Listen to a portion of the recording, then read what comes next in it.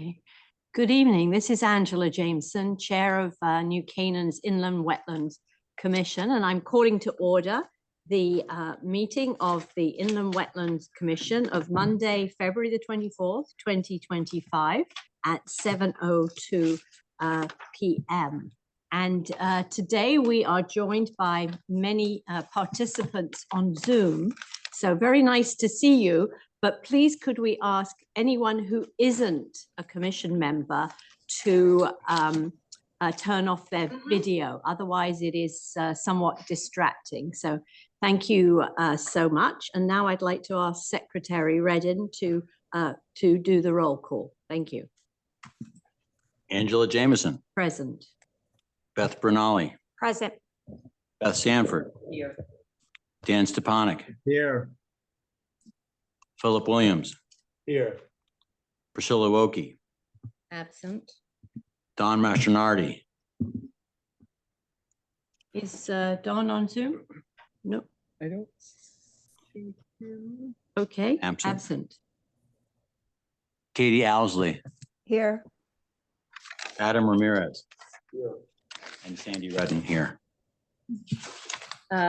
Very good. So in the absence of Priscilla Woike, please, Katie Owsley, would you be a regular member for this evening?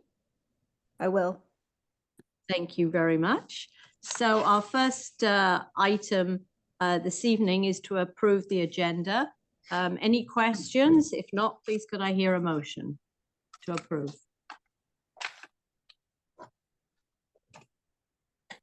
I make a motion to approve the agenda of the prior meeting. Thank you, Adam Ramirez, and seconded by Second. Sandy Redden. All in favor, please raise your hands. Aye, that's carried unanimously. Next, we need to consider the minutes of the regular meeting, January the 27th, 2025. Does anybody have any questions or comments on the draft minutes that were circulated? If not, may I hear a motion, please? I move that we approve the minutes of the meeting of January 7th. Second. Okay, thank you very much, Dan Stepanek, and seconded by Sandy Redden. We also have site visit minutes of February the 5th, 2025. Any comments or questions? If not, please could I hear a motion to approve?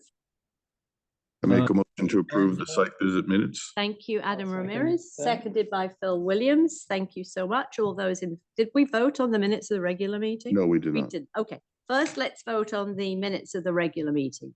All those in favor, please raise your hands. Aye. Aye. Carried unanimously. I know, I'm abstaining as I was not present. Thank you very much, Commissioner Bernali. Now let's vote on the minutes of the site visit of February the 5th. Angela, this is Dan, I was absent also from that. So you will abstain. Please, all those in favor, raise your hand. Aye. Aye. And any other abstentions? I'm abstaining. I'm abstaining. Very I was good. absent. So we have Adam and Angela and Beth, were you? Stanford, yes. Okay, so we have three members to approve. That's a quorum, isn't it? No, I was abstaining. Oh, you were Excuse me. abstaining. Yes, Okay. I was not there. Phil, did you? I said approve, yes. Okay, thank you. So that's Katie, were you at the site visit? I Yes. was there, yes. So we have four votes in favor. Thank you so much. And now I'll open the regular meeting. And we do not have any new applications to receive or schedule for the March 17th meeting. So consequently, we also do not have a need to schedule a site visit. So let's move on to item 7, application 25-3, 89 South Bald Hill Road, John S. McGregor, the 4th trustee, proposed machine dredging of existing pond to remove sediment buildup. The agent is Elizabeth Merryhugh of Artel Engineering Group, who I believe is with us on Zoom. Good evening. Shall I turn on my screen? Please, please. By the voice, I'm not Elizabeth. Yes. My name is Dinas Verbicus. I'm a professional engineer with Artel Engineering Group um, in Brookfield, Connecticut, and we're here on behalf of the applicant. Unfortunately, Elizabeth was not able to attend the meeting, and I'm thankful that the commission is allowing me to present via Zoom, as I've got another hearing that is quite north of this location coming up as well. I've got somebody else sitting on wait in the event that they get to my application in Kent. But anyways, enough about me. This application that we are have before you is for dredging of a small pond that's located on a brook that bisects property known as 89 South Bald Hill Road. Elizabeth had indicated to me that at the site visit, things were pretty apparent and seemingly well received. But I'll go through the process just the same. The property itself is about 2.1 acres in size, developed with a single family home. I believe the home was built in about 1987, give or take. For the most part, all of the development or things that are lawn areas and driveways and home located on the west side of the brook and pond that is proposed to be dredged. However, on the east side of the brook and pond, there is a septic leaching system which is reached or effluent dispensed to via a pump underneath the brook itself. But what we're proposing to do is remove sediment that has accumulated in this pond. As you may recall, the pond itself is stone lined and pretty well formed and in decent shape aside from the sediment accumulation. Access to the pond is a little bit tricky. And will be achieved by going in basically from the road a little bit south of the existing home. So we'll set up a small construction entrance to access into the site. There's a bit of wetlands, about 125 square feet that we will temporarily need to disturb via laying of either wood, plywood sheets or blasting mat or something of that nature, so that the little excavator that will be utilized can access across the wetland. Dan, I'm so sorry Oh. to interrupt Yeah, you, yeah. but it would be really helpful if you could share your screen and put up a map of the site so that everybody is aware of where the pond is and where you're proposing to access it. Apologies, I'm looking at my screen and and have not shared it. My apologies. Let me grab this and put this in so that all can see.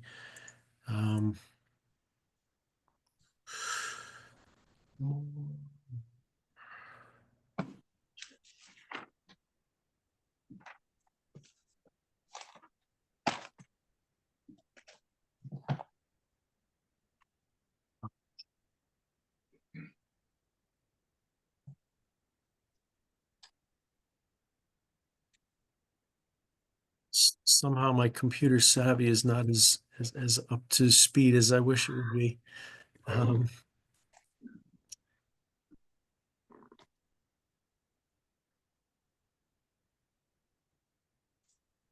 I don't see the share screen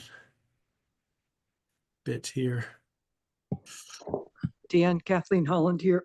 I'm going to make you a co-host, so that might make it easier for you, but this share screen button probably is hidden at the bottom of your browser. Sometimes that's where it is. Do you want to check there first? Yeah, I'm looking, I've got the speaker, the video, participants, chat, React and then other stuff, but there's no screen share here. Apologies. I just sent you a co-host so that you should see that coming up. Ah.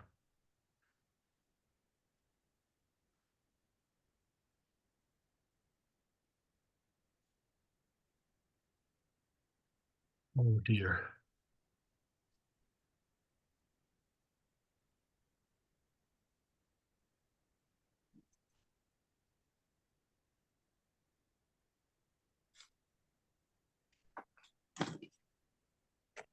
There it is. Thankfully.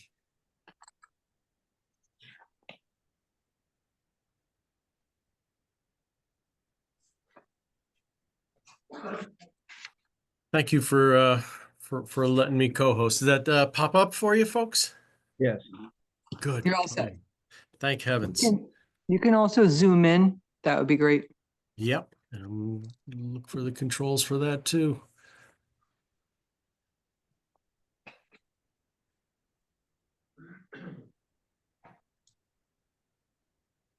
Nope. Oh dear.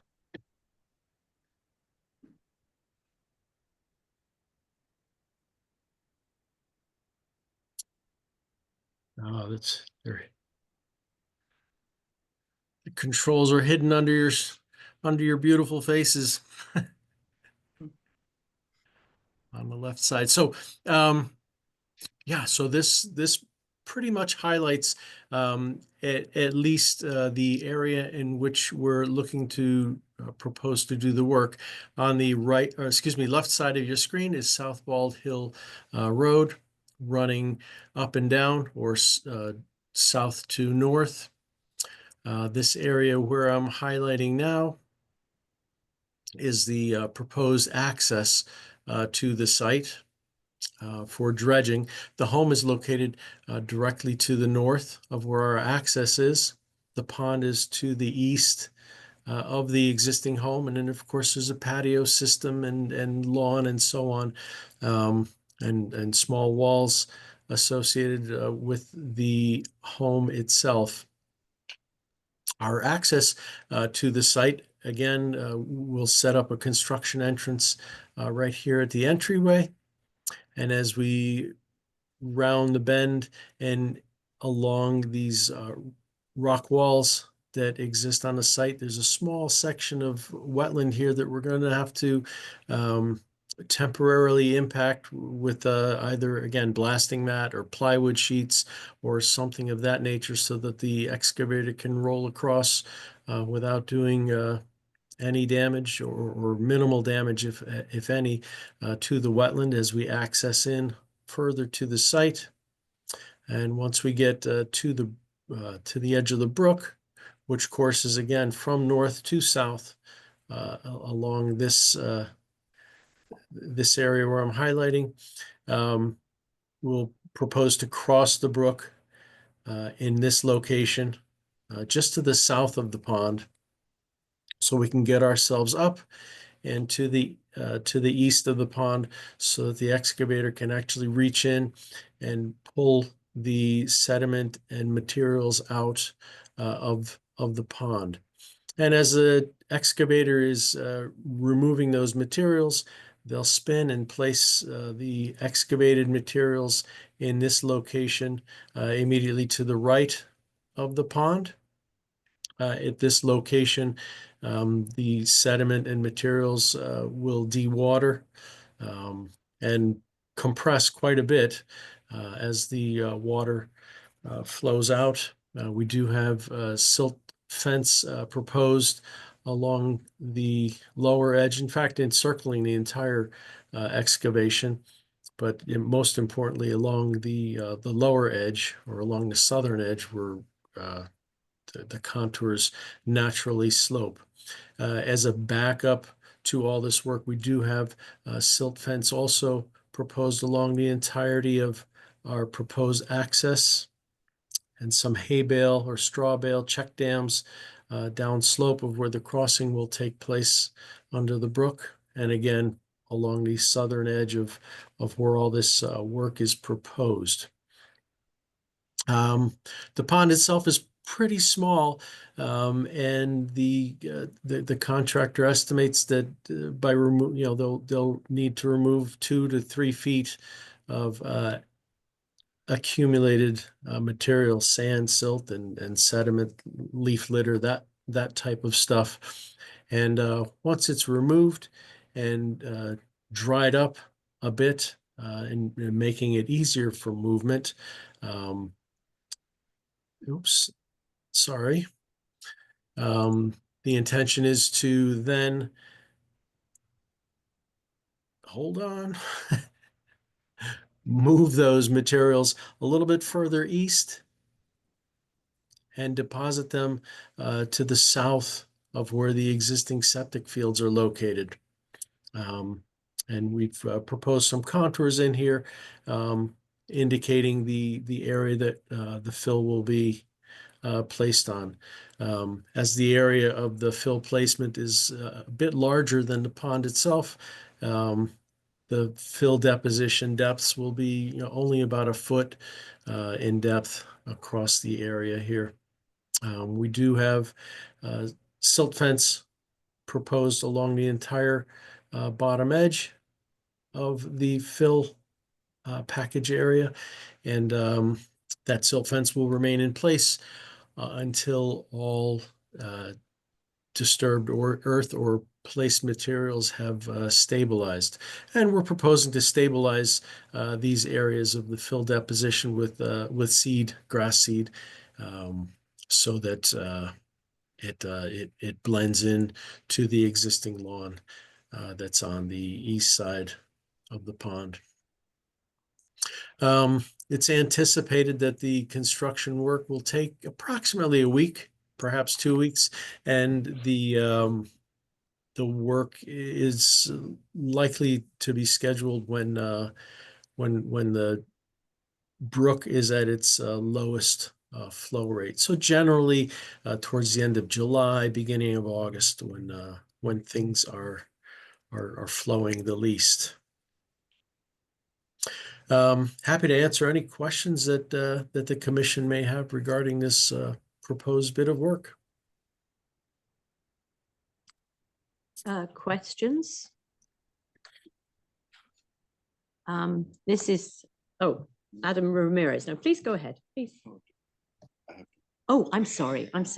So this is Angela Jameson.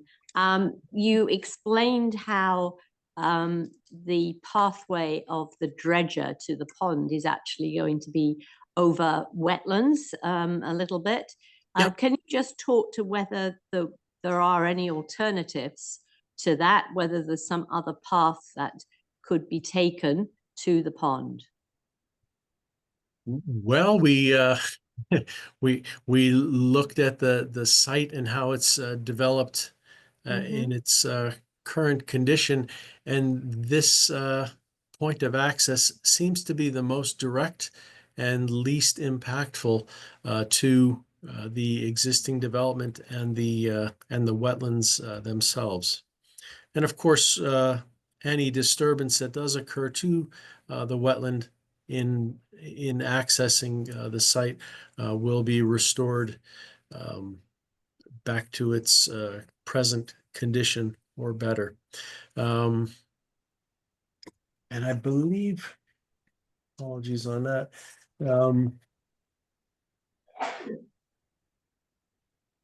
we had in the office discussed potentially putting in some wetland plants or suggesting some wetland plantings to be placed back in the disturbed area. Should there be any specific wetland plantings that might be desired by the commission, although looking at where the crossing is going to take place, there's really not much of anything that is exotic or special that would require any kind of special plantings, so to speak. So again, we'd look to restabilize once the work is done and leave it as if nothing ever took place. So is there any possibility of accessing the pond from the other side of the house? Well, so if we look to the north side of the home, there is also quite a bit of improvements to the property itself, and the wetland crossing that would be required to access the pond would be quite a bit larger than what is currently proposed, whether it be right at the head of where the pond is. It's quite a bit of a stretch of wetland in here. Or if we go, the further north we go, the larger the wetland area is. So we chose to kind of cross where things are under control, just downslope of where the pond is, so that there'd be little disturbance, if any, that anyone would need to be concerned with on the north side. And we would just be really working with and restabilizing the south portion of the access way. I mean, at the south end of the south end of the pond is where the discharge point is, and that is primarily stone. So not even though it's a wetland, it's basically stone. There's no plants necessarily in that location. Yeah, Angela, this is Dan. Yes, There's the please go pond. ahead. I wasn't on the site visit, but I'm looking at the map now. That finger that goes north, is that also, are you gonna dredge that too? Is No. that? No, Go ahead. thank you for asking. The intention here is just to dredge this main body where the sediments have accumulated. How is the water fed into there? Is there a spring or is there? There are actually a couple of brooks that come in to the site. There's a brook that comes directly from the north of where the pond is, and then there's also a brook that comes in from the northeast of the property. And it comes in off of this stream passes underneath a cul-de-sac that's a couple of blocks over to the east.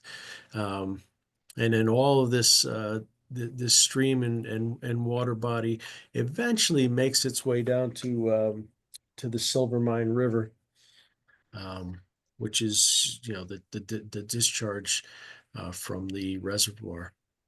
Dan, I think it would be useful for everyone if you could share the photos that you have of the site.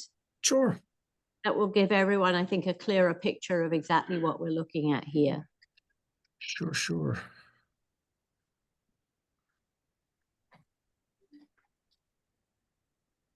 Well, I can see it. Sorry, folks.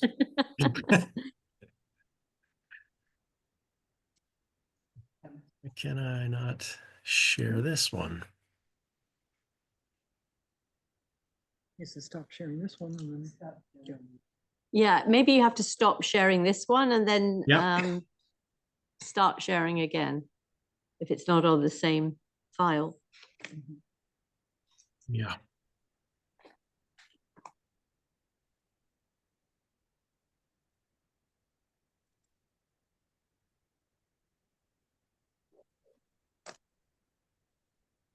Glad I'm not driving a bus. Holy mackerel.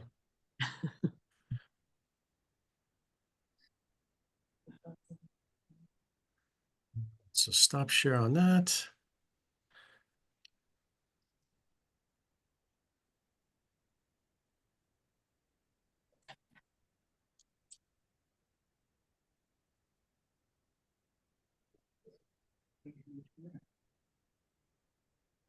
Oh dear.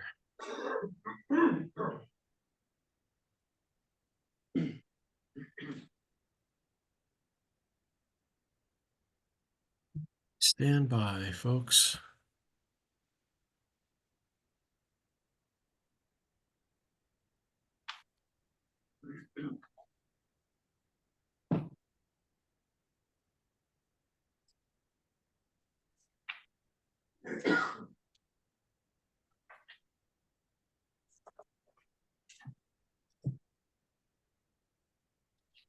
I've lost my photos. I'll get them back.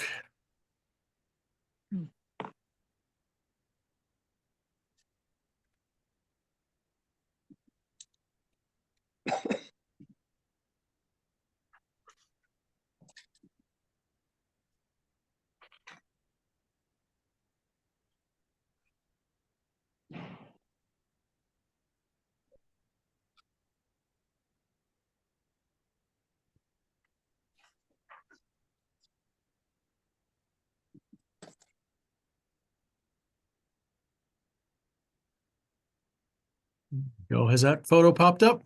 Yay, success. Thank you so much for persisting. Thank you for your patience. Oh my goodness. I'm embarrassed. But yeah, so oops. That zoom button works pretty well. So this is the outfall of the pond itself. And you'll note that there's a pipe that will allow us to drain the water from that pond, and it's basically stone at the outfall. This is the pond itself. Again, pretty darn small, but you can see where the sediment is poking out through the top of the water surface, and the water itself has not reached the outflow, the spillway of the basin or the pond itself. And this is a little bit further out. And again, the crossing that we're proposing is basically right in through this area. So we'll descend down in and then pop back up to the other side where the work will be completed. And here's a view from standing from the north, looking to the south. So there's quite a bit of hardscape associated with the property and thus making access to this pond pretty challenging. Probably why it's never been done before. Yeah, it's useful to see the photos. Thank you. Yeah, no, thank you for suggesting that and guiding me through. Yeah, I have a question. Beth Sanford, for the record. So can you just talk a little bit about the process? You mentioned an excavator. Is there more than one, or is it just one piece of No, equipment? there should only be one excavator that is required on the site here. Again, And the pond is pretty small, so the excavator should be able to reach in and pull the sediment right out from the basin and basically set in one or two spots and excavate and turn and place the removed items to the side. And how long does it take? What is the time frame?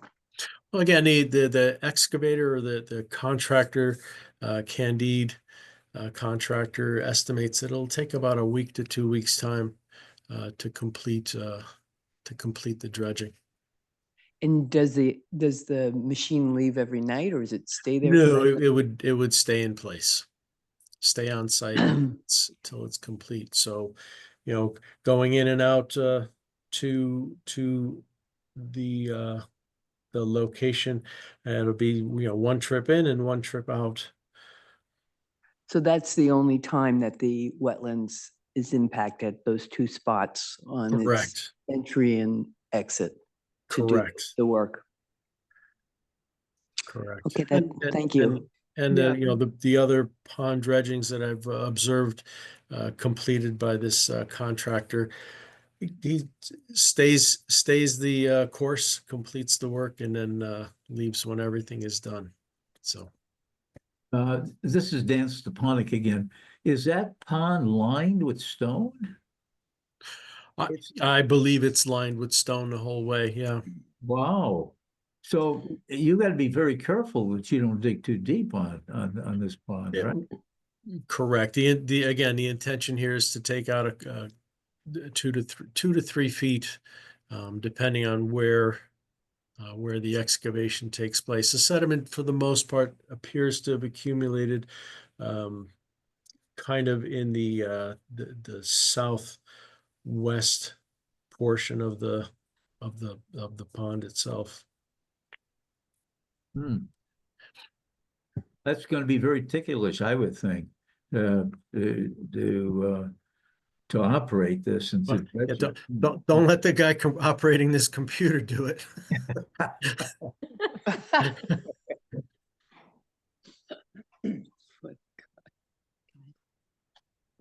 Uh, Kathleen Holland for the record. I recollect on the site visit, and some of the commission members were also able to attend the site visit, that in the area where you're proposing to put in your temporary machine access, there appeared to be a minor amount of debris, like some piping and maybe some cups and things. And Elizabeth indicated that that would also be, cleaned up and removed. And that is if the commission were to approve this, that's one special condition that I would recommend for that area. I think to the point about additional wetland plantings, it doesn't really benefit this particular area just because of the nature of the woodlands that's there. And I believe that's what Dan was talking about. So I would prefer to see the actual, any debris that's not supposed to be there removed. And Of then, course. Candide does do nice restoration work and is a landscaping company. So I think they have the abilities to do that type of cleanup. Thank you. Do commission members have any more questions or comments? Phil Williams, I have a question. Is there going to be a need for additional equipment beyond the one piece of equipment doing the dredging for the after removal of the material and grading? I don't imagine that there will be. Again, in the past, he's seemed to be able to do all the work with just the one machine. If there were anything else that would be required, I imagine it, it could be some kind of a loader, or maybe even he might put a loader bucket onto the excavation piece of excavation equipment, so that he's not carrying small loads from one spot to the next. So again, he may just swap out the bucket that's used on the front, and able to move more material away from the spill pile. Okay, thank you. Any more questions or comments from commission members? If not, please go ahead. Commissioner Brunelli for the record. The proposed temporary wetland crossings indicate that wood may be used. Would the wood be directly placed in the wetlands? And if so, what type of wood would be used? Would it be pressure treated, or would it be something other than pressure treated wood? I suspect it would be just the probably 1/2 inch or 3/4 inch plywood, not pressure treated. There's no need to use pressure treated at all. And in fact, if the commission were to choose, we can certainly put in a condition that that non-pressure treated materials be utilized.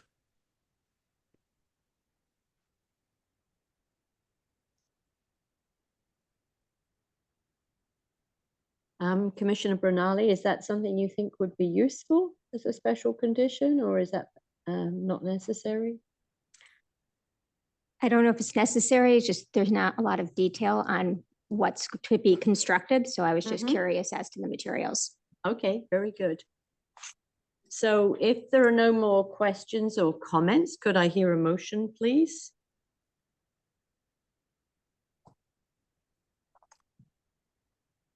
Let me ask one more question. Kathleen, do you have any special conditions? Do you have anything on this? The only special condition that I thought of was during the site visit, I had seen a little bit of garden debris or waste like within the area where they're going to be temporarily making that crossing. So they've already indicated that they'll remove any material that's not supposed to be there, like pipes and there were some wires and things. I don't know if anyone else remembers that. So that was really the only special condition. And since it's a little uncertain and the detail isn't there as far as the crossing, I think that is a good recommendation that the material to be used to provide the crossing is non-pressure treated materials to be utilized. I think that's a good special condition. So 2 special conditions.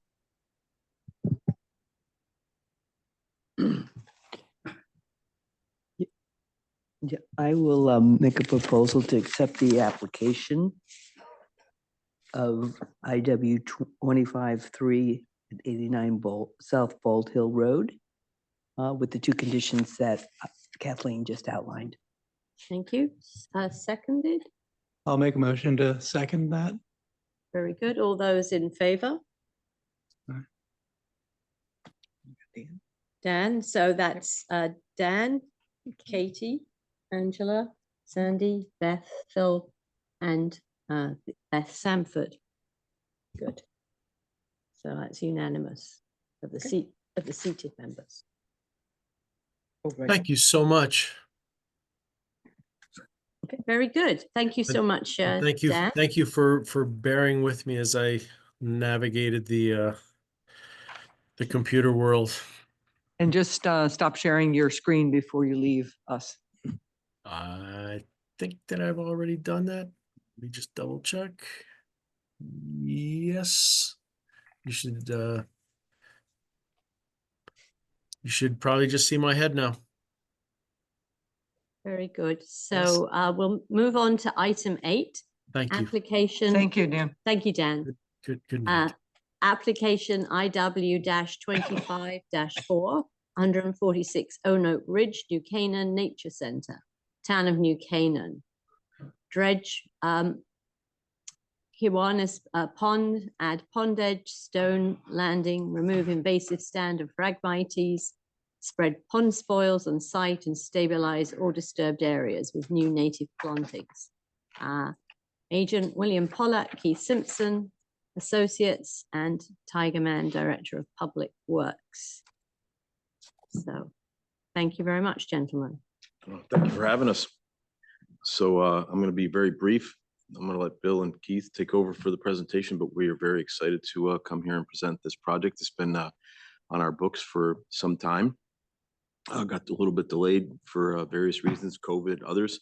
And the Nature Center is excited to have this done since a lot of the kids and their campers go down and utilize this pond. So we're kind of excited to come and present this to you, and then hopefully with your blessing, go do it in August sometime, July, August.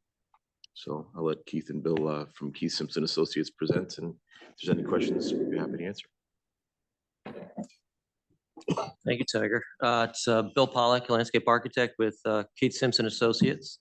Thank you for having us. We'll go through the project plans here. On the screen at the moment is the existing conditions plan for the Nature Center. On the south side of the parcel is where a lot of the building structures are, if many of you are familiar.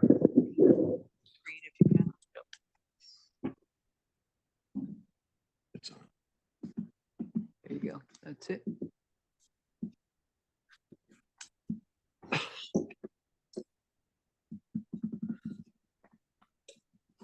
Thank you. Sure, thank you. So the southern portion of the parcel is where the visitor center is, the greenhouse and the main access driveway as well. Get you into the property.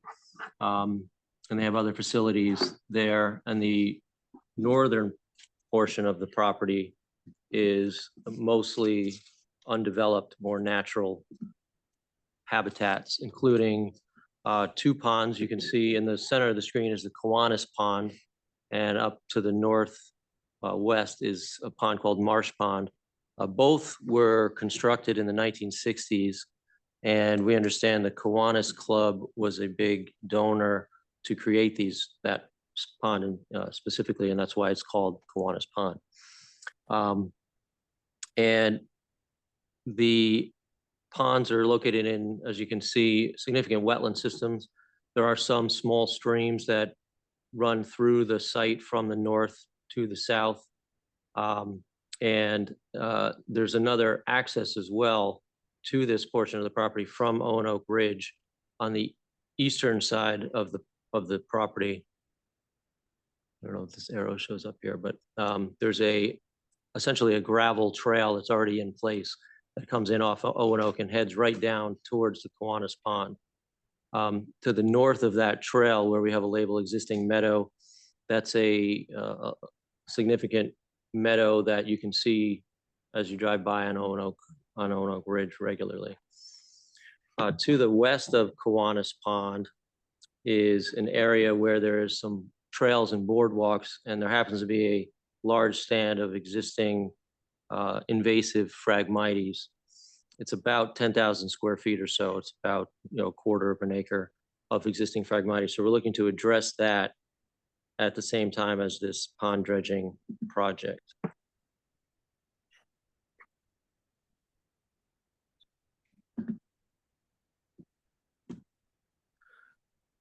We have some photos of the existing conditions. This was taken, I think, last summer of Kiwanis Pond. This is actually looking south.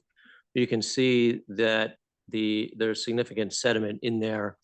We can see the branches and a large log in there, and a lot of algae and other conditions of the pond that we can improve through dredging. We're estimating that the depth of the pond currently is only about 2 to 3 feet in a lot of the areas, and certainly even shallower in a lot of the pond as well. The pond itself is about half an acre, about 0.4 acres, actually.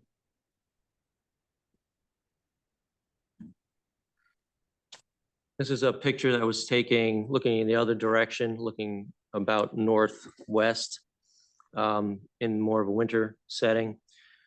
This area that is in the foreground is actually a small patch of invasive Phragmites that's in the pond there.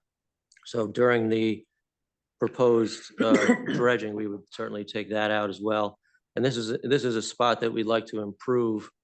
The Nature Center uses these ponds, especially Kiwanis Pond, for students groups and study. The kids come and they investigate the pond. They keep track of the wildlife, including the flora and the fauna. They keep track of the water quality. And this is the point where they access the pond the most, actually, on this side. So we'd like to improve this, and we have more images and information on that as we go.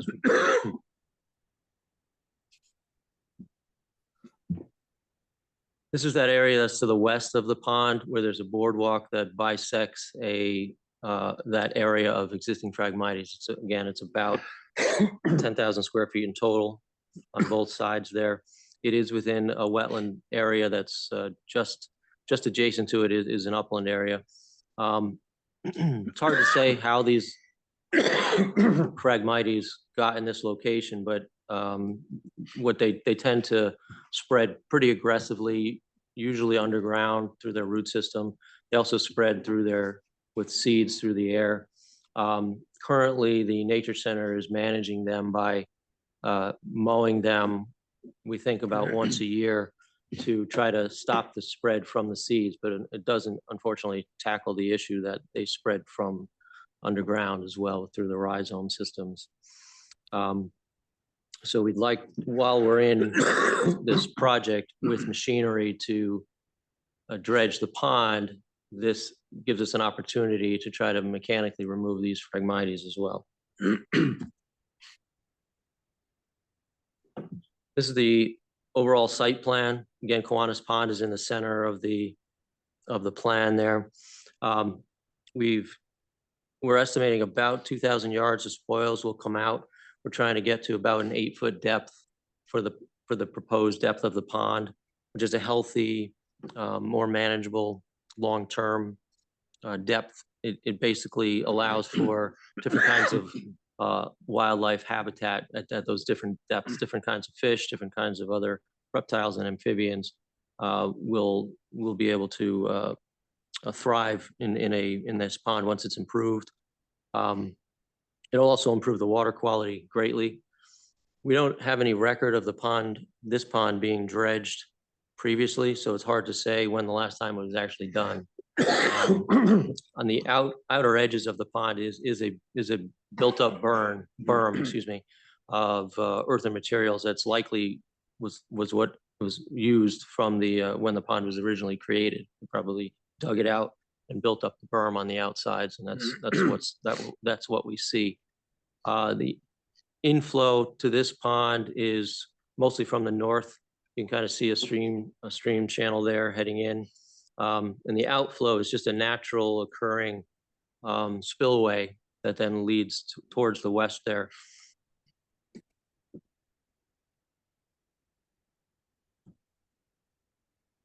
This is an enlargement of the area that we're proposing, we're working in. Again, Kiwanis Pond right there. On the eastern side of the pond is a small landing, paved landing that we're proposing. Again, this is for better access for the students. They can get right up to the pond. We're gonna put a few boulders along the edge to stabilize that as well, with some slab steps, some basically thick slabs of stone that will lead from the terrace down into the pond so that the kids can really have good access. A couple of them will go underwater and the rest of them will be above grade. So as the pond kind of goes up and down a little bit with the seasons, they can still have access into the pond. We will plant wherever it's disturbed with new plantings along the edge there, along the boulders, along that terrace. And also on the inflow, we will be planting, because we will be disturbing that a little bit, to drain the pond down. So that in order to work on this pond, we will be pumping it down. There's no other infrastructure. There's no piping or spillways or anything, or masonry spillways or anything like that. So we'll be pumping it down. They will likely put a pump right at the inflow there to take any of the clean flow that's coming in from the stream system and pump that to an area to the outflow. And we also anticipate, while the dredging is occurring, there'll be some spring feeding of water into the pond. So we'll have a pump going at that time that leads into a sediment basin to make sure that any water that's pumped out is clean before it gets back into the wetland system. On the west side there, where the Phragmites in this plan would have been removed, we expect that some soil is going to come out with the Phragmites because of their extensive root system. So what we'd like to do is take some of the pond spoils, the material that comes out of the pond, which is obviously wetland material, and go back into where the Phragmites have come out, so we can maintain the existing grade. We don't want to change the grade. We don't want to lower it.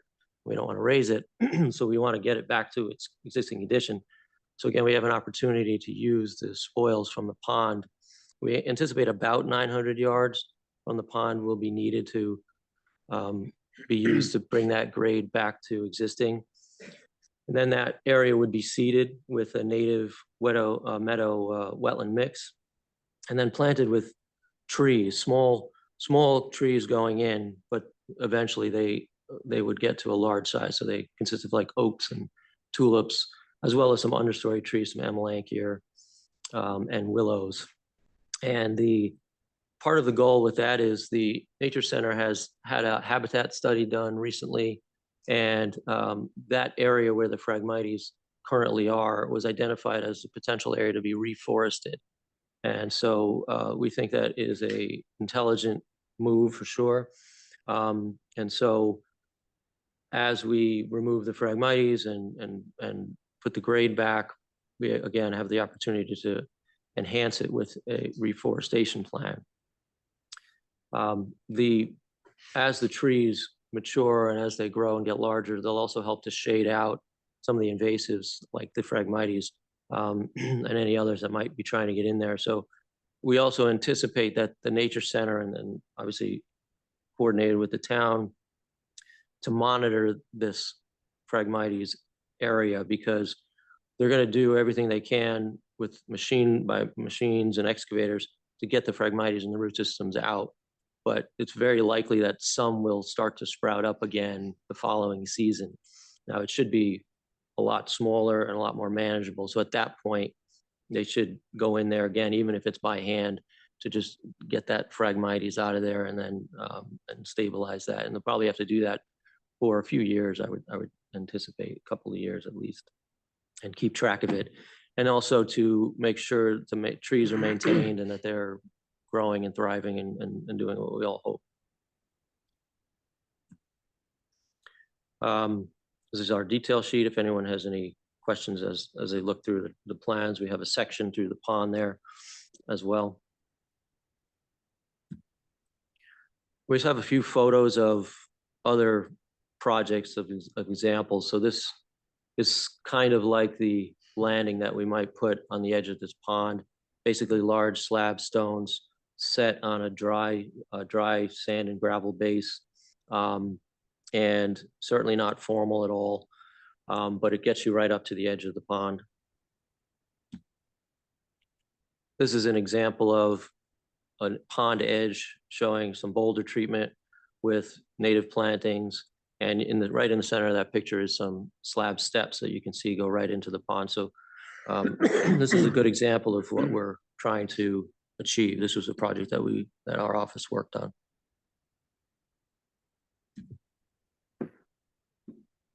So back to the original plan, any of the spoils that do not end up in the area where the Phragmites currently are would go to the west,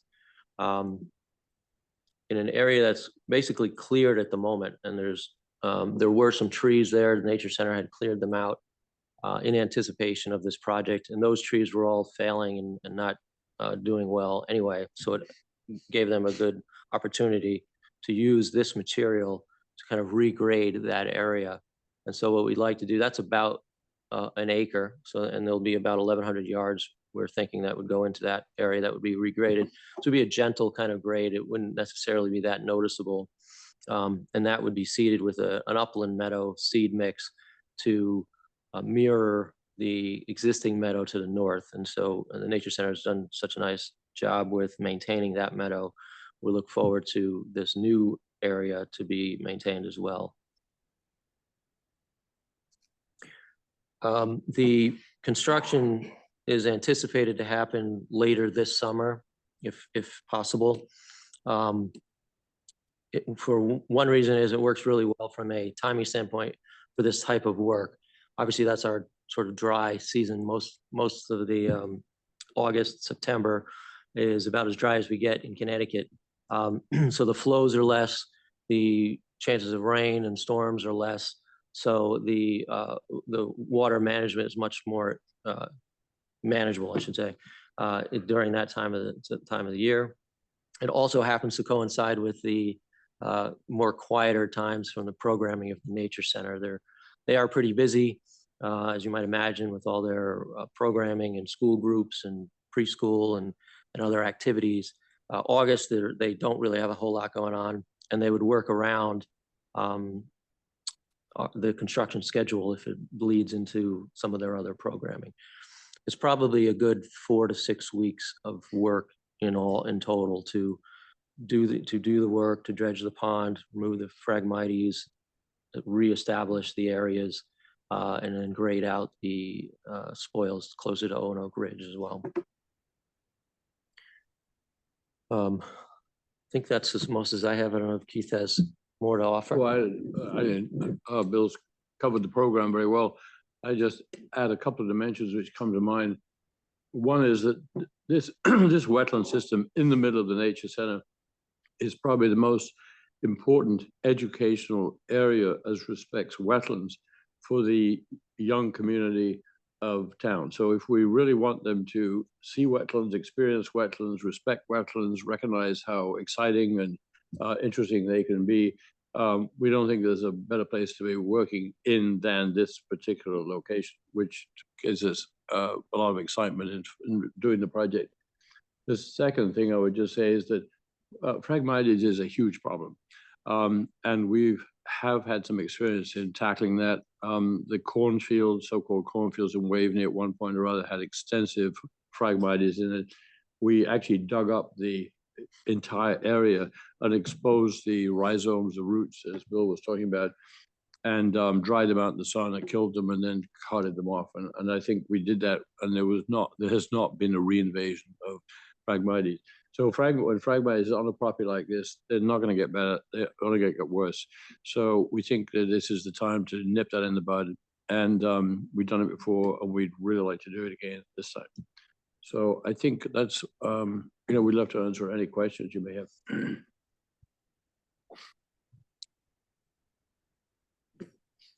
So do commission members have questions, comments, please? I have a comment.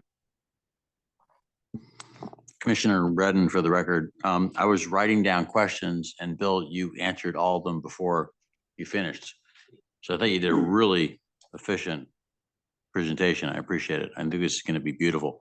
I don't have any questions because everything I was considering, you actually answered. Thank you. Thank you. Thank you for that comment. This is Angela Jameson. I'm very glad that you're going to be tackling the Phragmites in this particular area of the Nature Center and doing it in a thoughtful and comprehensive manner. I just question whether it's wise for the Nature Center to continue to mow down Phragmites that might occur in other parts of the Nature Center, because as we know, mowing them down can cause the invasive species to spread actually to areas where it isn't already. I don't know whether you, Bill, Keith, or Tiger can comment on whether the past practices of mowing down Phragmites will be continued or not. Well, we don't know. Well, I don't know. I tell you, we don't know really whether. Hopefully, there won't be. Actually, Phragmites is even a fire hazard.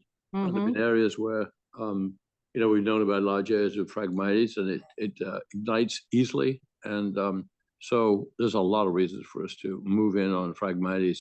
I would hope the Nature Center, with your advice and Tigers as well, would be watching out for this and whether it's occurred, because Phragmites is so pervasive. It not only loves wetland soils, but it loves upland soils. So it just anywhere it can take a foothold, it likes to. So I don't know. Well, I'm sure we can work. We can certainly speak to them about their practices. I don't know if they're mowing and bagging and removing the material or spreading it through it, just coming out the chute. So I'll have to talk to Bill and Gianni there and see what their practices are. But we can certainly mention to them that it isn't a best practice to mow. That would be very helpful. Thank you, Tiger. Beth Sanford, in terms of the removal, are you going to use any kind of herbicides at the roots or in digging it up? No, the Nature Center doesn't use any herbicides on the property at all, or pesticides. So that is one way to definitely kill Phragmites, but understandably, they do not use that approach in the Nature Center. I resume that, but I figured I should ask. And you remove all the material that you're pulling out. Anything to do with the Phragmites, including that small patch in the pond, has to come off site. It doesn't get deposited anywhere else on site. So they take it to a landfill usually, is what happens. Well, I'm glad to hear that you've been successful at Waveney, because it is really pernicious in terms of its spread. It can be. Thank you. Kathleen Holland for the record. Keith, you'd mentioned that the Phragmites in this particular section, this is the worst. Would this be considered the worst area for the stand of Phragmites? Are there other areas within the park that also have stands of Phragmites that you've identified or have seen? I personally haven't seen them. I don't know. We can ask the Nature Center, but if there were any within your regulated area, we would come back for that too. This really came, attacking this area of Phragmites came out of the request for us to get involved with the actual dredging of the pond. And as Bill mentioned, we really like to take a pond down to a good 8 feet so that it can experience overturn. It's a much healthier pond if you can get a depth, that depth. But this was so close by, we said this is a chance to deal with this. But I think we should take a look around and see if there's anywhere else and have the Nature Center let us know if they see it, because we'd like to get on and tackle that too. I like the approach of restoring, using the pond dredgings to kind of re-level out the area where, because when you take out the Phragmites, you're going to be removing soils in addition to the rhizomes. So I think that's a really nice balance of what you're doing with the project. So they kind of marry up nicely to allow for that to occur. And the amounts seem appropriate, and you guys can adjust those, the 900 cubic yards and then 1,100 up top. And all of that will disappear on the site and actually blend in, restore 2 areas, honest 3 areas, the pond, the meadow, and the Phragmites. So you're really getting 3 benefits, I think, at the site. And I totally agree with Keith and Bill, the educational component and the value that this is going to add to the town of New Canaan at the Nature Center for future environmentalists. This is great. I think it's a terrific project. Thank you. Any more questions from anybody? I have one. And I think I know the answer to this, but is Marsh Pond and the Kiwanis Pond, are they connected in any way by some sort of a pipe or anything? Actually, it turns out they're not. Yeah. They're surprisingly close, and both of them are fed by streams slightly uphill in the woods. But the outflows connect further downstream. But as close as they are to each other, and you certainly might expect that we look closely, but I don't think there's any interconnection between the two.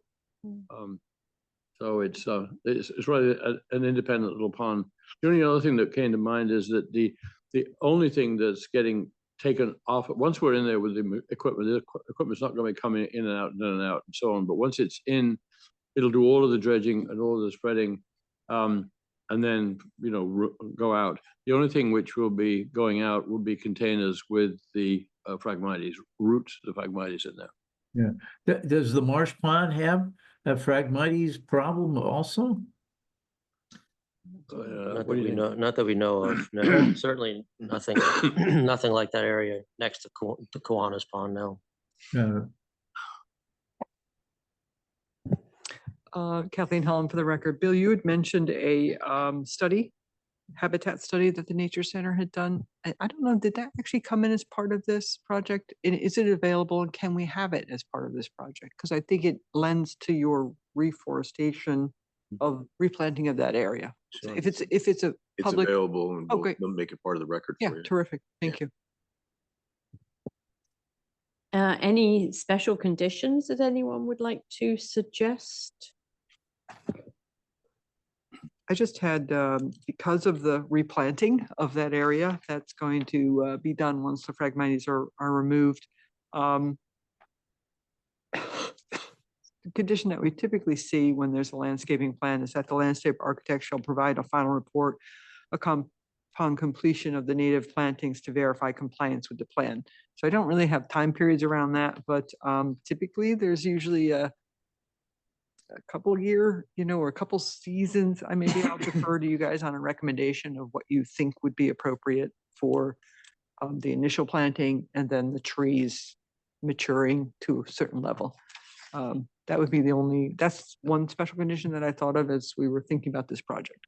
And I'm sure Bill and team will be remaining involved in providing oversight, I imagine, for the scope of the dredging and the Phragmites removal. They'll be retained for construction administration. That's correct. Oh, terrific. Yeah, great. Yeah. Good. Good. Anybody like to make a motion? Commissioner Redden, I'll make a motion to approve application IW 25-4 with the special condition stated by staff. Kathleen Holland. Beth Sanford. I'll second that motion. Very good. All those in favor, please raise your hand and say aye. Aye. And any abstentions? Any no votes?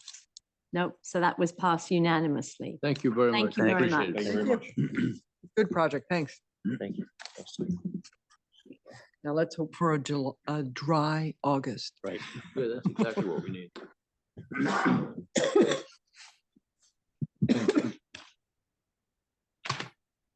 So now we're going to move on to item 9, which is to continue a public hearing that we opened in February's meeting. And we're going to give the team a minute or so to get set up. Anybody want to make any comments ahead of time? This is Commissioner Brunelli for the record. I will be recusing myself from application number 2443 due to a conflict of interest. Thank you very much, Commissioner Brunelli. And could I ask Commissioner Ramirez to step in as regular member in Commissioner Brunelli's place for this item? Yes, I will. Thank you very much. Yeah. So we're passing out. Oh.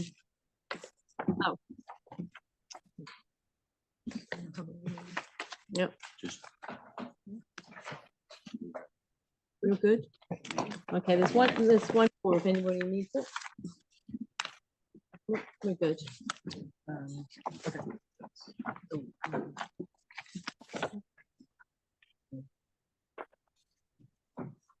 There's a couple extra copies here at the front desk if anyone in the audience needs one of these as well. Is that all right? If those are extras, I have what I need.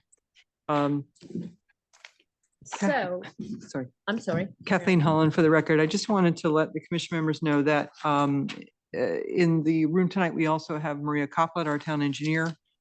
So as this process goes on, if there's questions for Maria, she's available to answer those. In addition, Fire Marshal Paul Payne is on by Zoom. And if there will be a point in time where Paul will be speaking, he will join the meeting at that point. Additionally, I had received a email communication. I just don't want to forget about anyone out in Zoom world. I've got Rob Freeman is joining us from afar. So I know he has indicated to me that he'd like to speak at some point on this application. So that's my business for right now. Thank you very much, Kathleen. So application IW-24-43, 82 Brookwood Lane, Brookwood Hills LLC. The proposed regulated activity for which an inland wetland permit is being sought is the construction of common infrastructure to support a proposed 9-lot residential subdivision. The regulated infrastructure activities include the conversion and expansion of a single-lane asphalt driveway, the installation of associated stormwater best management practices, the installation of power, communication, and data utility lines, the installation of a dry hydrant, and the completion of wetland and watercourse mitigation activities. Permits are not being sought for the development of each lot. And the agent is William Kenny of William Kenny Associates. Just before I turn things back to the applicant, I would just like to outline our proposed order of business here. So first of all, we're going to hear from the applicant and the team in relation to revisions that have been made since our meeting in February. Then we will ask for comments from Paul Payne, the fire marshal, and Maria Coplet, the town engineer. We'll then open it up to the interveners to speak, followed by the general public. And let's see how far we get with that. Maybe we can continue further with the application, but I think what I've outlined so far is pretty ambitious. So just before we get started, I just wanted to note that there was a flurry of documents that were posted this afternoon, which of course means that most members of the commission weren't able to review them thoroughly, particularly those who have day jobs. I do know that those documents covered some of the information that we requested as a commission at our last meeting. And I just hope that the applicant can amplify further a number of different issues that are important to the commission.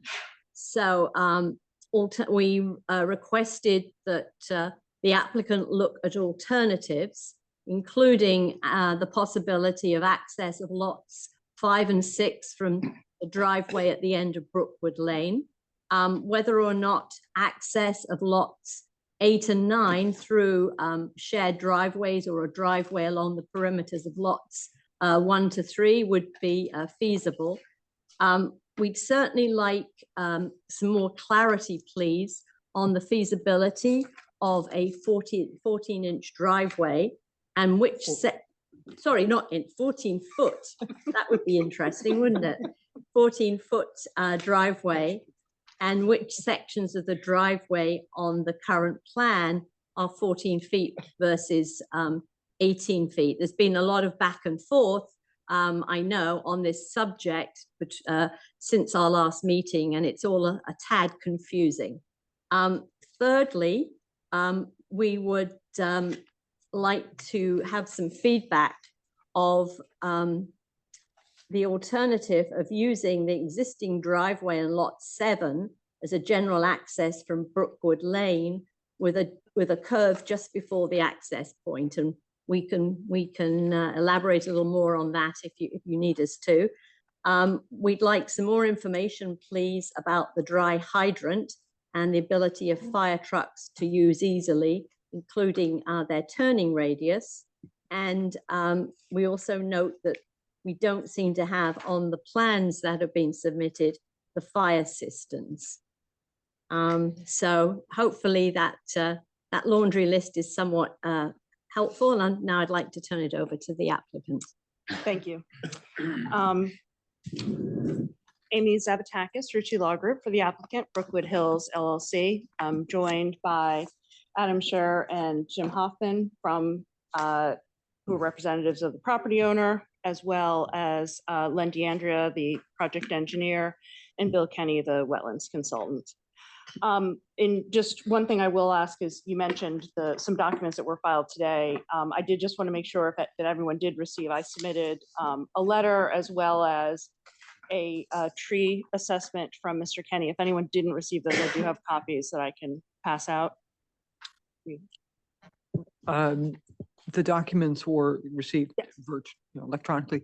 They have been distributed to commissioners, but as Commissioner Chairman Jameson said, I don't know that everyone's seen them. So if you could spend a little time going over the details, that'd be great. Yes, that's definitely my plan. I just thought I do have the hard copies if anyone would like a copy. Does anyone want a copy to follow along?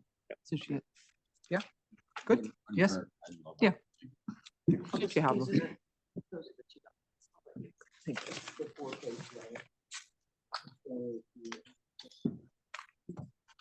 Yes, there were 2 letters, one on my firm's letterhead and one on Mr. Kenny's letterhead.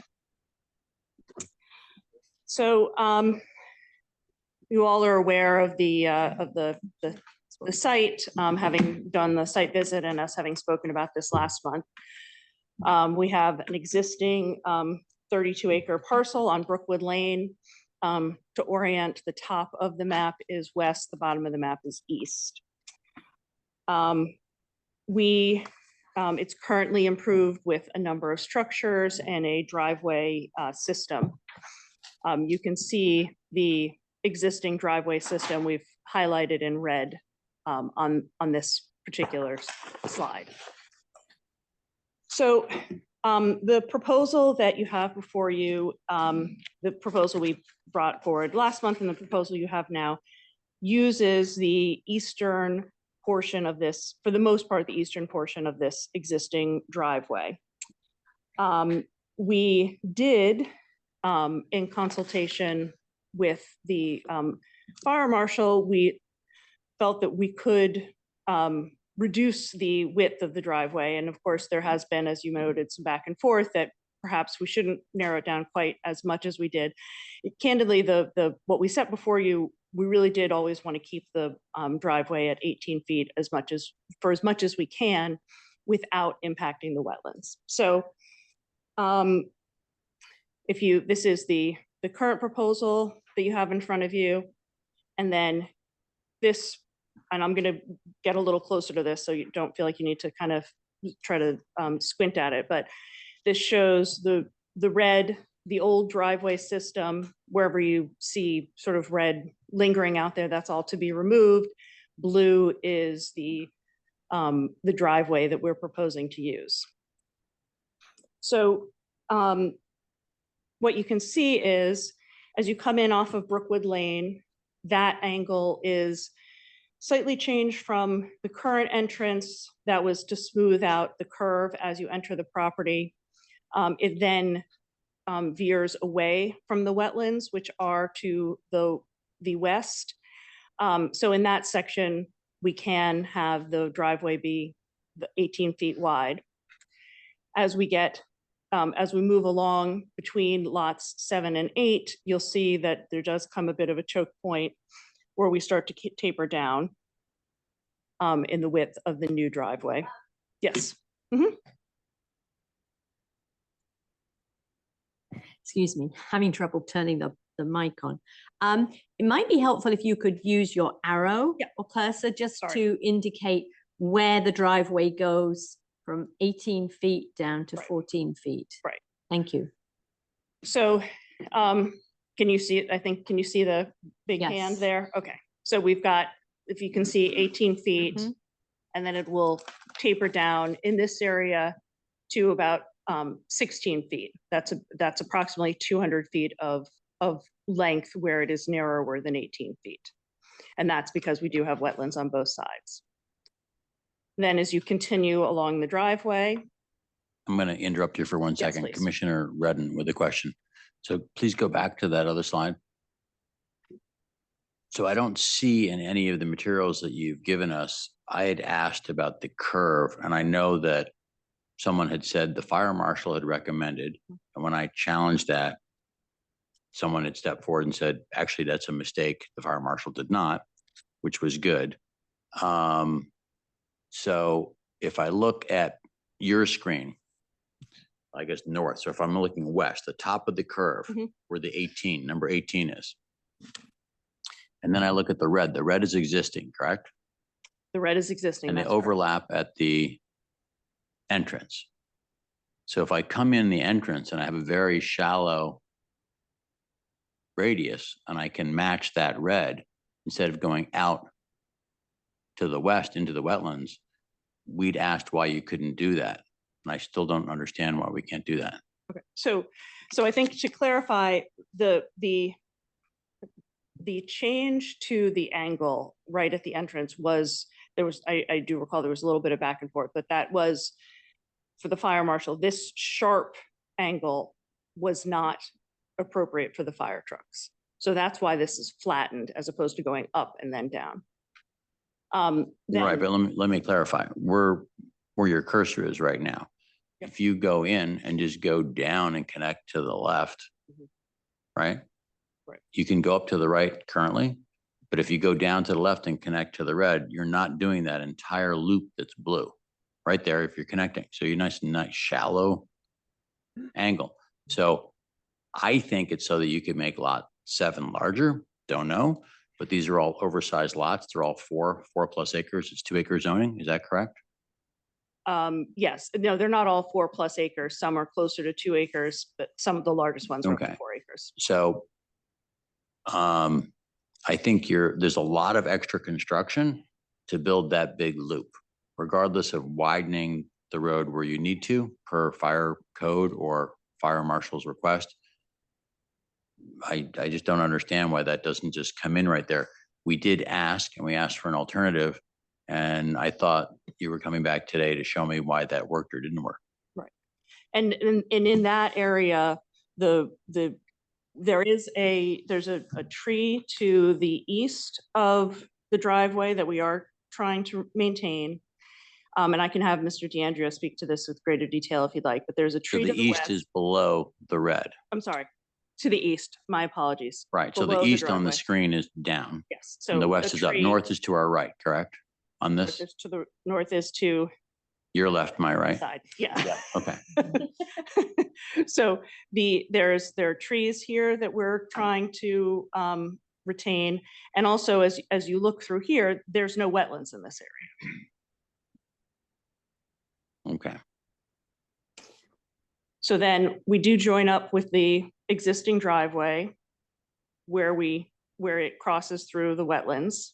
And like I said, there's about 200 feet of driveway there, which will be less than 18 feet wide.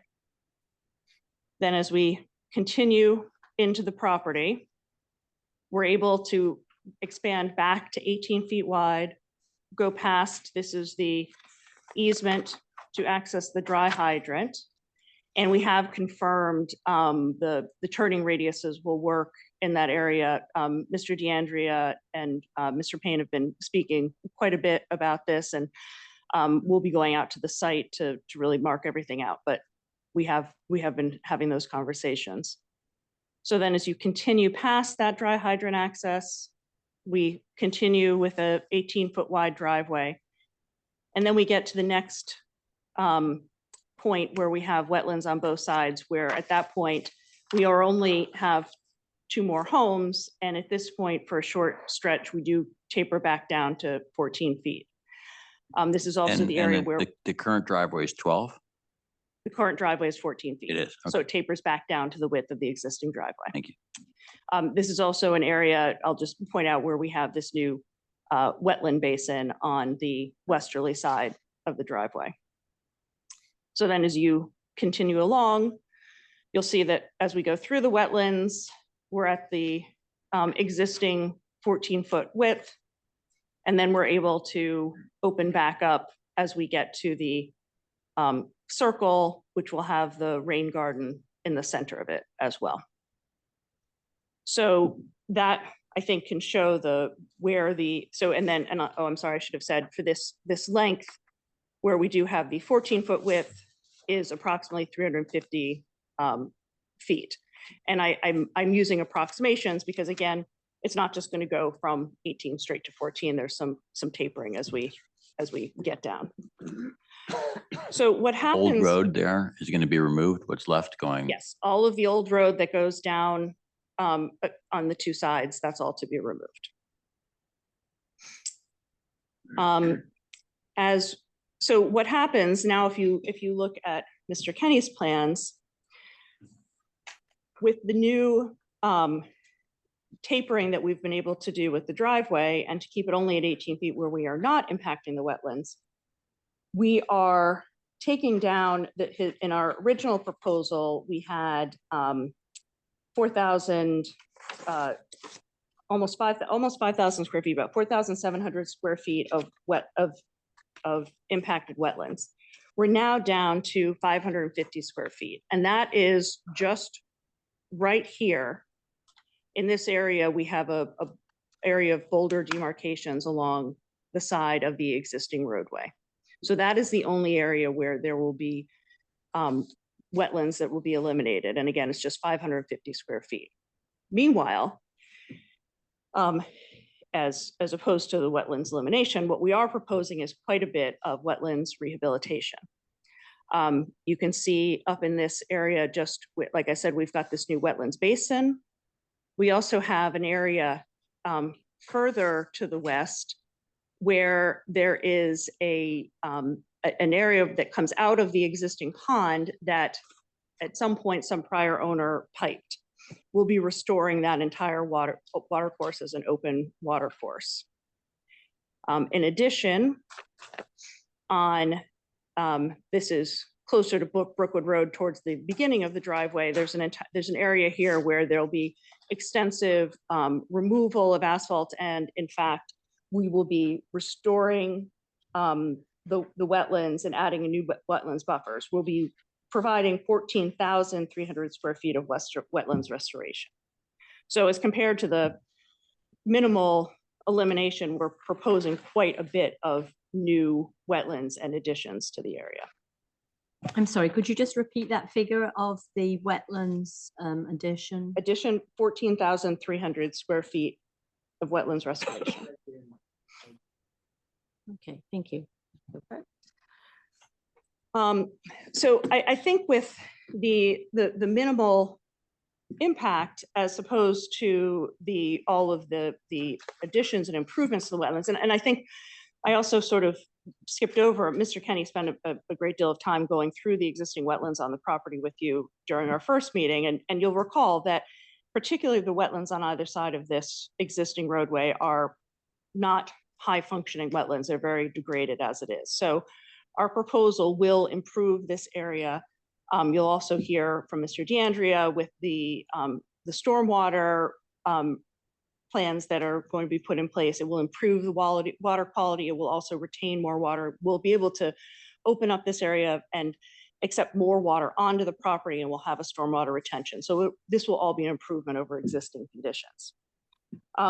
Under the circumstances, I do not think this can be considered a significant impact to the wetlands. I do go through each one of the points in my letter. I don't know that I need to do that for you all now, but I can if you'd like. But frankly, I think that if you go through each one of the points, you'll see that in fact, we're a positive on all of those things that might be considered a negative where you would consider it a significant impact. So I know that there was a request that we talk a little bit more about the alternatives that we had looked at. We did, my clients did look at alternatives to, again, they thought this was the most elegant way of approaching this so that we were using an existing infrastructure on the property. The subdivision map that was provided to them from a prior owner had basically every lot with its own access way, its own driveway onto Brookwood. That would require, quite a bit more new impervious surface, a lot more just disruption of the property and frankly, crossing of wetlands potentially when you look at the layout of some of these lots. We also looked at the idea of having one central roadway so that we only had that one existing curb cut, and we would eliminate some of the other curb cuts that have currently exist off of Brookwood Lane. And again, because of the pond that you see right in the center of the property, that was really going to be extremely impactful to the wetlands, would likely require us to even have some wetlands crossings. And we thought that was sort of a non-starter. The other idea that we considered was having a driveway off of the end of Brookwood Lane. Now, as I mentioned last time, putting in a driveway up here would require a removal of a great number of trees. I'll just go to the next slide. You can see this area is very heavily wooded. Even in the winter, you can see how densely forested it is in that area. And I submitted a letter that was prepared by Mr. Kenny's office that really does a thorough analysis of the trees on the property and goes through what trees are being removed as part of this project and what would happen if we looked at this alternative. And as you can see, if we were to keep the portion of the driveway that goes down to the dry hydrant easement, which has been requested by the fire marshal, that area, there's approximately 45 trees being removed. None of those trees are in the wetlands. They're all in upland areas, but there are about 45 trees. Then beyond that, there's only about 11 more trees that would need to be removed using the route that we're looking at currently. This is when with widening the driveway. However, if we go off of the end of Brookwood Lane, we're looking at having to remove 91 trees and install a great deal of asphalt up there in an area where we would be putting in a new driveway adjacent to driveways that are used by the properties to the west of this lot. So we really felt that that was not a desirable outcome simply to avoid, again, a very minimal wetlands impact. By doing this route, it gives us an opportunity to really engage in some improvements to the wetlands and also to provide these services that have been requested by the fire marshal, both the dry hydrant and I know the other aspect you'd asked about was the cistern, which we've also agreed to work on with him. That's something we're amenable to. Just the exact location is still in discussion, which is why you don't see it on any of the plans.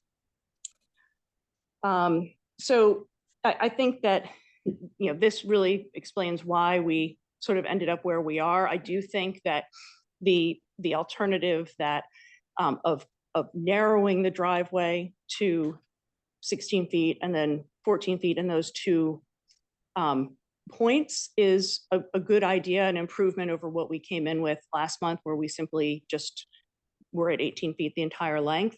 But I still think using this driveway is better for the site as a whole than using an alternate way to access these lots.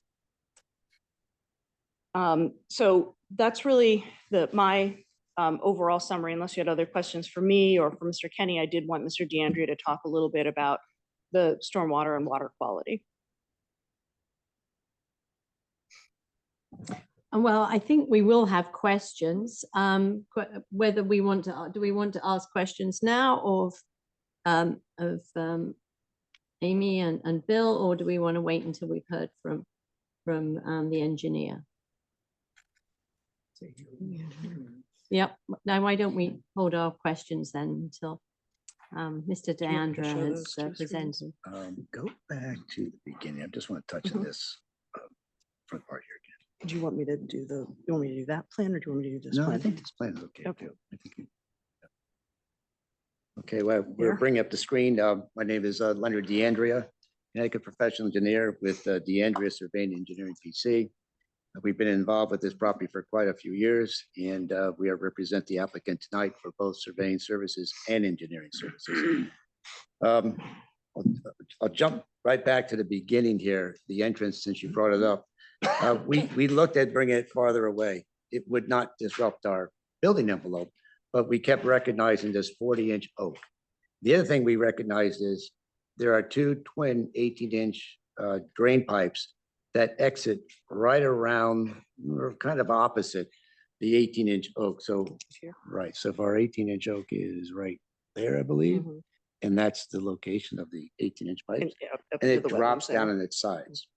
So there wasn't a lot of level fringe areas, and we figured, okay, we have an end wall there right now. Let's bring it in. We did bring it in about 5 or 6 feet, and then we just wrap a little bit of a retaining wall along that westerly edge just to hold it so we can find the location. But we thought it was pretty important to leave that focal tree in that place.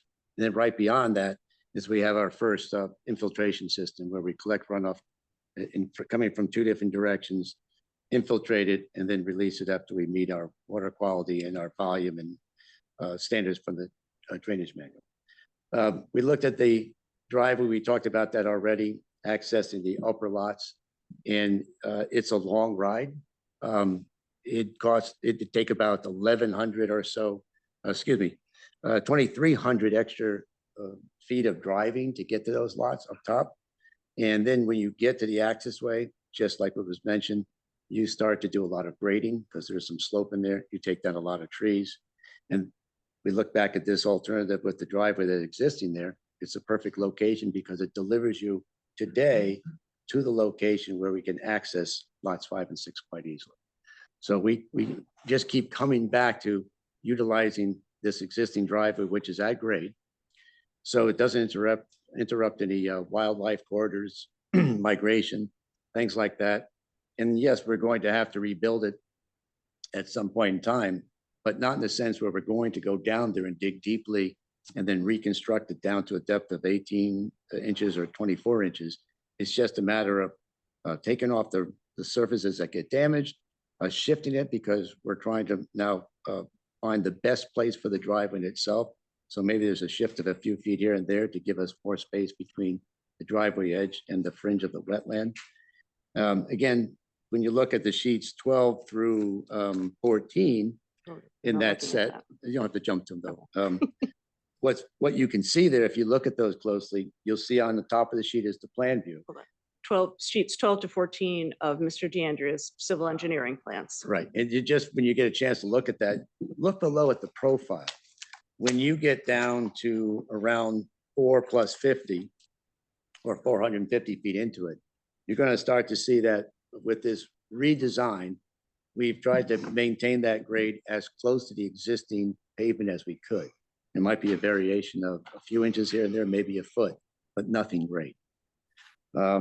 Access, the fire department from day one recognizes the pond, recognizes that there's a need for a great reliable water source in this location.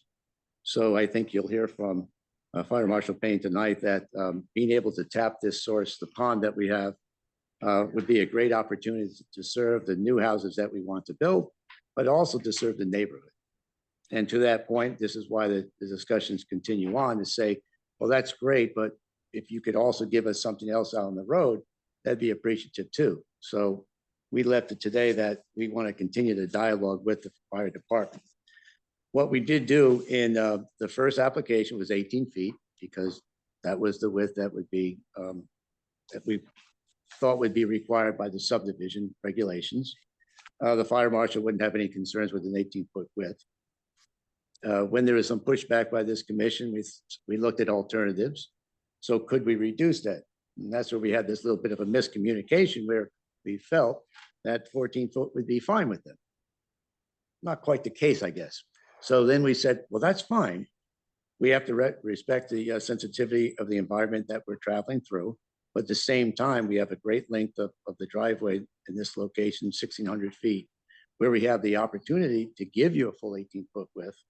And then only a narrow section or a short section would we restrict it down to 14 feet of where you'd have good sight lines and plenty of room to pass from one end of it to the other.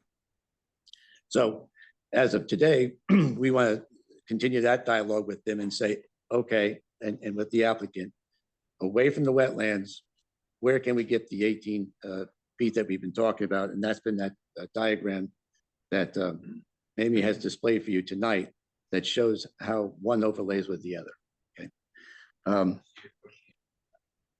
Here and there. So we're pushing it in some cases to the west, I think more often to the west than to the east. The east side, when you get down to that stations 1200, like 12+00, that's where it's the tightest. It always seems to be the tightest on the east side. So whatever we can do there to push it a little bit to the west is what we're going to do. And then you get to a couple places where we just simply have a pinch point. And that leads us to these transitions. The nice thing about this too is having that rain garden, but the circle at the end, the fire trucks can come all the way to the end, turn around and go right back out. No 3-point turns, no hammerheads. The access to the dry hydrant itself, we worked with that. The fire department gave us their larger trucks, which is a pumper and a ladder truck. And with that, we have a turning movement plan that we have put together so far. We know what the radius has to be, and we've shown it in sketch form. We're not ready to submit it here to you formally, but we can make that radius work to the dry hydrant without infringing on any wetlands. So that dialogue is going to continue with them too. And there's also a need, they would like to make sure that if they have two fire vehicles approaching each other, there's always the opportunity to pull off to the side. So I think you'll hear from Fire Marshal Payne tonight that we've been communicating. We're getting there. I think we're going to go back and have one more pass at this. And now you're going to see us go from 18 feet down to 14 feet, back to a driveway that's 14 feet in the most sensitive sections, and then transition back out to 18 feet wherever we provide. There's always a talk of the pollution. We've going down our driveway, the existing driveway presently, where there is no treatments. And we're proposing 5 infiltration systems that will handle water quality and peak rate of discharge control and volume control. Then we have a bio pond, and then we also have, which I really like the best, is the rain garden at the end. Kind of makes it a nice focal point when you drive to the end, and you have an island which is, instead of being raised like you often see, is actually depressed to take in Cars today, there's always this like, oh my goodness, it's the brakes and everything else that comes with it, the oil dripping. This is a very gradual gradient on this driveway. There's no need to be jamming on brakes. It's a very soft slope. Cars are better than ever they are today than they ever were before. We don't have cars parked on the driveway. There's no place to park on it. So we don't have cars sitting. The houses that will be built here are not a 1-car garage, not a carport, most likely a 3-car garage. So cars will be parked inside. And then each lot gets developed so it takes care of individually the water quality requirements, the peak rate of discharge, and volume control. I hate to say it, but electric vehicles, more and more, and they have absolutely no pollution. And with their regenerative braking systems, you just find that you hardly ever apply brakes. So the idea of brake pads wearing out and having these trace pollutants is just not a reality. It's just not the way it is anymore. Delivery trucks are the same way. Sure, there are some. Amazon, a lot of their trucks are being electric as well. So this is not a parking lot. It's not a high travel area. We are talking about an increase of homes. It's not a lot of homes. It's just a few homes, and the vehicle trips on something like that might average 8 to 10 vehicle trips a day. And vehicle trips are round trips. It's 1 in and 1 out. That's 2 vehicle trips. So when you say a round trip, that's not 1, but that's 2. So 10 doesn't sound so bad. Again, by doing what we're doing here and eliminating all these extra driveways, we have a confined driveway. It's narrow. It'll be an association. So we don't have everybody running out and throwing down sand and ice unnecessarily. And between, as far as my personal opinion is, we don't want to be like a municipality and running out on a private driveway like this and dosing it with sand and salt just when they're expecting a fraction of an inch of rain. I think we have a good plan here, and because it's an association, that means there'll be written policies as to what you do to maintain this driveway and make sure that everything is well taken care of and protected. I may have talked too much, but I think that sums up what we're working with, and we're still constantly looking to revise this one last time. Angela, this is Dan. Yeah, sure. Please go ahead. I may have missed this the first time around, but when was the driveway, the original driveway put in? Boy. And the reason I ask you this, and I think you said that there's wetlands on either side, both sides of the driveway. Is that correct? Yes, that's correct. In certain spots, and those are the areas where we're. Give me how long I'm looking at your map right now. How many miles or whatever are those certain spots of wetlands? We believe the driveway was built sometime in the 1940s, based on the historical photos that Mr. Kenny was able to obtain. Was the driveway put over? It's unusual to have wetlands on both sides of a driveway like this. Was the driveway put over the wetlands when it was first put in? Mr. Kenny's going to answer that. He's trying to get his microphone on. Good evening. I'm Bill Kenny, professional wetland scientist and soil scientist and landscape architect. That is what I believe happened, that when you look at the topography of this property, where those wetlands are, it's a sloping wetland system, and they cut this driveway right through it. And that's what's altered the drainage. On one side, it's drier because the driveway acts like a little dam. It collects water and has the water run alongside the north side in a ditch. And then it goes through the pipes and ends up coming out on the other side in one spot instead of being spread out over 200 feet like it used to come down that slope and just seep out and run along the land. So they put the driveway in. In the 1934 aerial photo, it's not visible, but in the 1951 photo, it is visible. And if you'll recall from the site visit, Mr. Kinney alluded to this, there are a number of culverts under the driveway. So there's all of the drainage from the properties along Smith Ridge Road are draining onto this property, and many of them into pipes that go underneath that existing driveway. How wide is the wetlands on each side of the driveway? Feet wise, can you tell me that?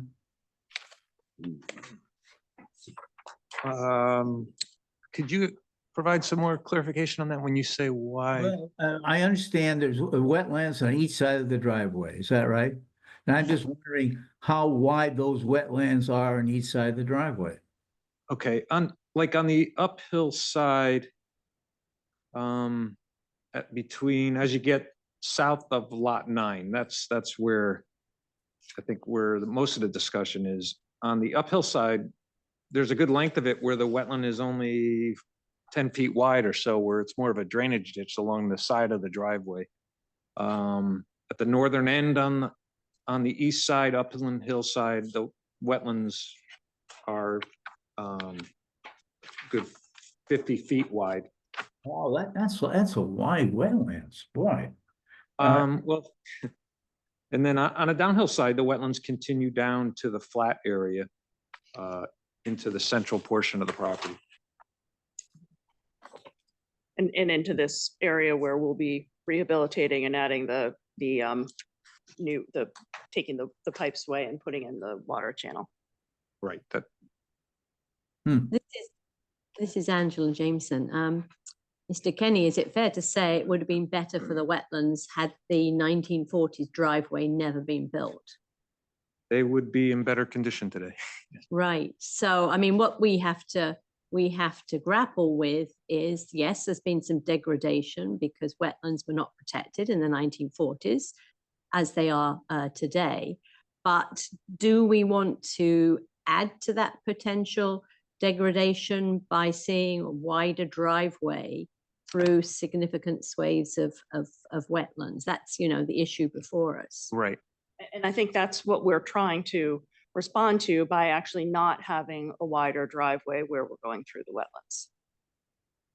And that driveway was just one of many alterations on the property that significantly altered the wetlands. There's acres of wetland alteration on the property. So and if I might, not every wetland is the same, even before some disturbance. For example, a sloping wetland, because it's sloping, it functions at a much lower level than a flat or a depressional wetland.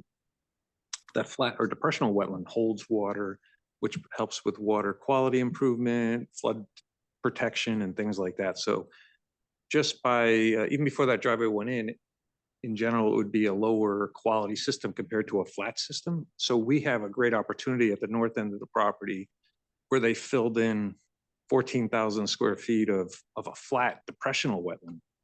And so we're proposing to remove all that fill and restore the storage that was lost there.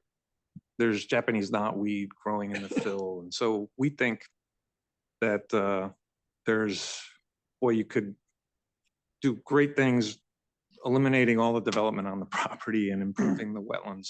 There's many, many opportunities. And we think that keeping this driveway here makes sense, and doing that restoration at the north end of the site, there's so much more bang for your buck. You're not just increasing the size of the wetland, but you're improving the quality of the wetlands. You're improving it on two different levels. If you look in the area where my cursor is right now, this is the northern part of the property. This hatched area is actually not wetlands currently. This is new wetlands that are proposed to be added, and Mr. Kenny's provided an extensive planting chart. So you can see this area where, all of this will be removed, and we will actually have a much better functioning wetland here at the north, which is also where properties that are even further north start to drain into this property. Right. And similar How are you- to the how are you driveway. I'm sorry. This was an area that was wetland that was eliminated through all these other activities. So we're removing the driveway in this area where the wetland's flat, and we're removing that fill in this area where the wetland is flat, because you get much greater benefit to that restoration than to the restoration along the existing driveway to the south. How many feet of wetlands are you removing? Forget about the restoration of the 14,000 over there. How many are you removing by expanding the driveway? The only area that will be removing any wetlands is 500 and, oops, I went the wrong way, 550 square feet. And that's right in this area here where there is a boulder demarcation area on the side of the driveway. The driveway is not expanding in that area, but our plans do show this boulder demarcation line, not a wall. I don't want to make it, I don't want to overstate it, just a series of boulders to show the edge of the driveway.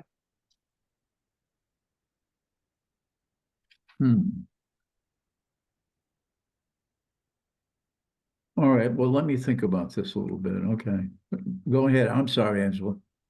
No, I think Commissioner Sanford had a question. Yes, hi, Beth Sanford. You talked about the vehicle traffic. I guess once the whole property has been developed, can you tell me what's going to happen during construction? Have you put some numbers to the construction equipment and over what period of time? We can't, because this is not a proposal to develop the lots. So that conversation will come forward when there is a proposal for development of each of the lots, and you will have a chance to look at any lots where there's even a potential impact on the wetlands that will come before you, will go before the Planning and Zoning Commission. It's just as possible that someone might buy 2 lots and only 1 house would go in on one of these lots. So it would be, we would be guessing to try to talk about development of the lots. That's this application before you today is solely about the improvements that are needed in connection with the subdivision. And when you do get the each individual lot will have to comply with zero net runoff, all of the provisions and protection of the wetlands that you would expect when you have these vacant spaces. I can comment on the driveway itself. Yeah, go ahead. But there is a driveway work. So Mhm. again, the improvements are There is a what? the driveway improvements, which are all these systems that we want to install. So there's construction in the driveway, and the plan and profile sheets 12 through 14, again, and details in 15 and 16. That shows how we're going to contain the driveway with silt fencing and other means of protection during the installation of these water quality systems. The water quality systems are excavated. The gravel is set. Surveyor comes out and locates whatever units are going in. The engineer inspects to make sure they're installed properly, and it's backfilled and done. Sweeping the street, there should be a sweeper present on this at all times during this work. Simple to do. So you progress down the road. You do one, you move on, you do the next one. And it's a limited time of disturbance for that. That silt fence can stay in if you like through the major construction of somebody's homes. As you get to each home, maybe a couple of homes are built down at the end and there's still 1 or 2 homes left in the beginning. But each one then later on will look at the driveway, keep it clean, put protection on the basins if they're working adjacent to it. So it's initially for the road improvements. And then again, as you come back to do some of these lots. In terms of where the existing driveway is not going to be used anymore, what kind of how is that going to be treated? It depends on the area. For example, we've discussed in this section here how it will be removed and replanted. Other areas, it will be removed. Are you asking if it's taken off site, or what is precisely the question? What happens to the current surface that's of the driveway that's not going to be, the red that's not going to be used in the future? Does it just remain the way it is now, or? I would recommend that in areas where whatever it's bordering in that area with regard to vegetation, there's some meadow areas, some grass areas, and some woodland areas that you just remove the asphalt and the gravel, put in 6 inches of topsoil and seed it with meadow or seed it with grass so that it blends in with the landscape that's adjacent to it. And if there's a woodland area, it could plant some saplings or something like that. This is Angela Jameson. So, Mr. Kenny, we do appreciate your tree analysis, and maybe we could just see that slide back up again, which showed the number of trees that would be removed under looking at various alternatives. Obviously, the Inland Wetlands Commission likes trees, and we know that they serve an important function in and around wetlands. Having said that, we're not really comparing apples and apples in the sense that we're talking about removing trees that are in wetlands on your preferred driveway. No, so I'm sorry, so sorry to interrupt. None of the trees that are being removed are in the wetlands. Okay, good to know. But it seems to me that the large number of trees that would be removed if there were to be access way from Brookwood Lane, from their private driveway off Brookwood Lane for lots, if I can read this properly, I guess 5 and 6. So that's a large number of trees. I mean, 20 of those are invasive, so that you know the site would do well without those.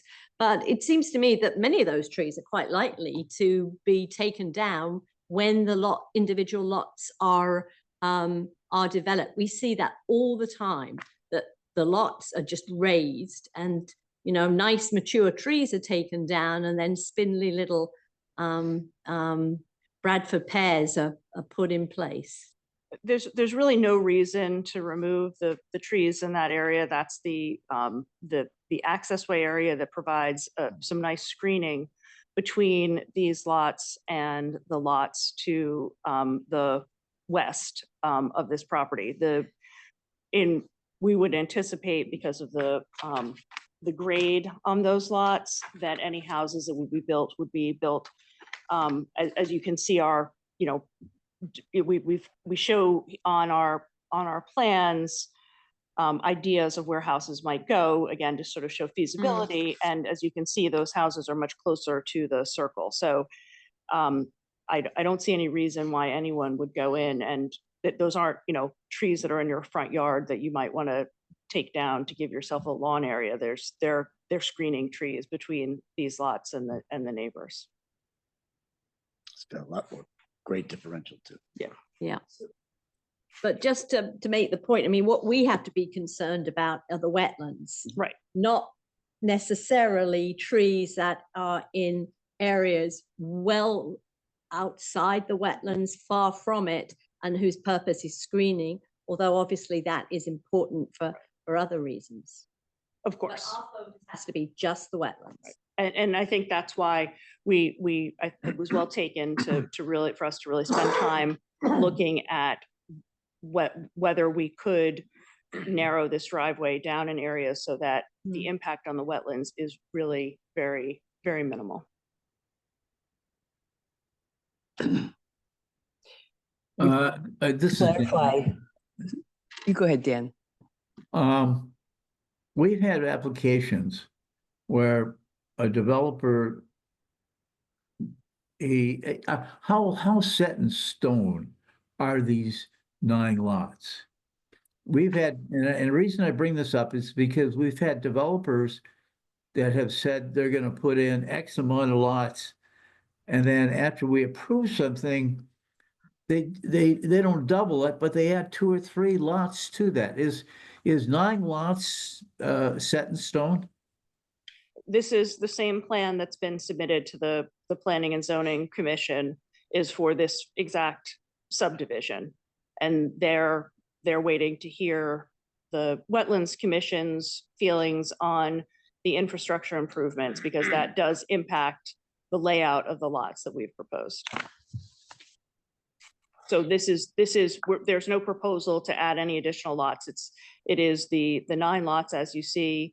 As I stated before, they're all in excess of the minimum 2 acre, some much larger, but there's not an ability to re-subdivide any of those lots due to frontage, et cetera. But it would seem to me that just to be on the safe side, if we approve this, that we would want that for sure, it's only going to be 9 lots. We don't want anybody to come back to us and say, hey, we decided to do this, and we're going to make it 12 or 13 lots. That would have to be, in my mind, written in stone there that it's going to be 9 lots and that's it. Well, you're approving these plans, so the plans are for a 9-lot subdivision. But when you come to driveways, the more lots you have, the more people you have, the more cars you have, the more everything you have. That's what I'm trying to get at here. Maybe some of this driveway isn't sufficient. Maybe we need a wider driveway. So, or we need some I don't know,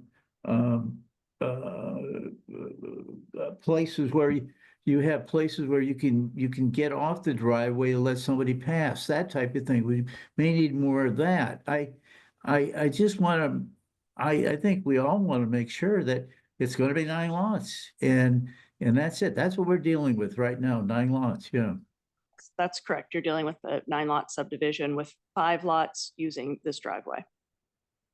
And, Dan, this is Angela Jameson. Dan, I mean, we've all grappled with these issues time and time again in the Wetlands Commission, as plans change, sometimes for the better for the wetlands and sometimes perhaps not so good for the wetlands. But, we're asked to approve this driveway for a concept of 9 lots, but it's not going to be the Inland Wetlands Commission that decides how many lots are permissible. And they're going to have to come back, if with Yes. the individual Yes, lot. that would have to be part of the application, that they have to come back if they decide to change the number of lots. Yes. Oh, yeah. Well, if any of the developers of individual lots propose to do work in the wetlands or in the upland review area, they're going to have to come back and get a separate permit from us. That's correct. Okay. So we certainly appreciate the thought that's gone into wetland restoration on this overall site. But is there more that could be done? Perhaps I should address this question to Mr. Kenny. Are there other areas where the wetlands are degraded, where there could be efforts to restore those wetlands and to make them higher functioning again? There are many opportunities on this property. Mm-hmm. We're pleased to go back and take a look at that and review that with the applicant.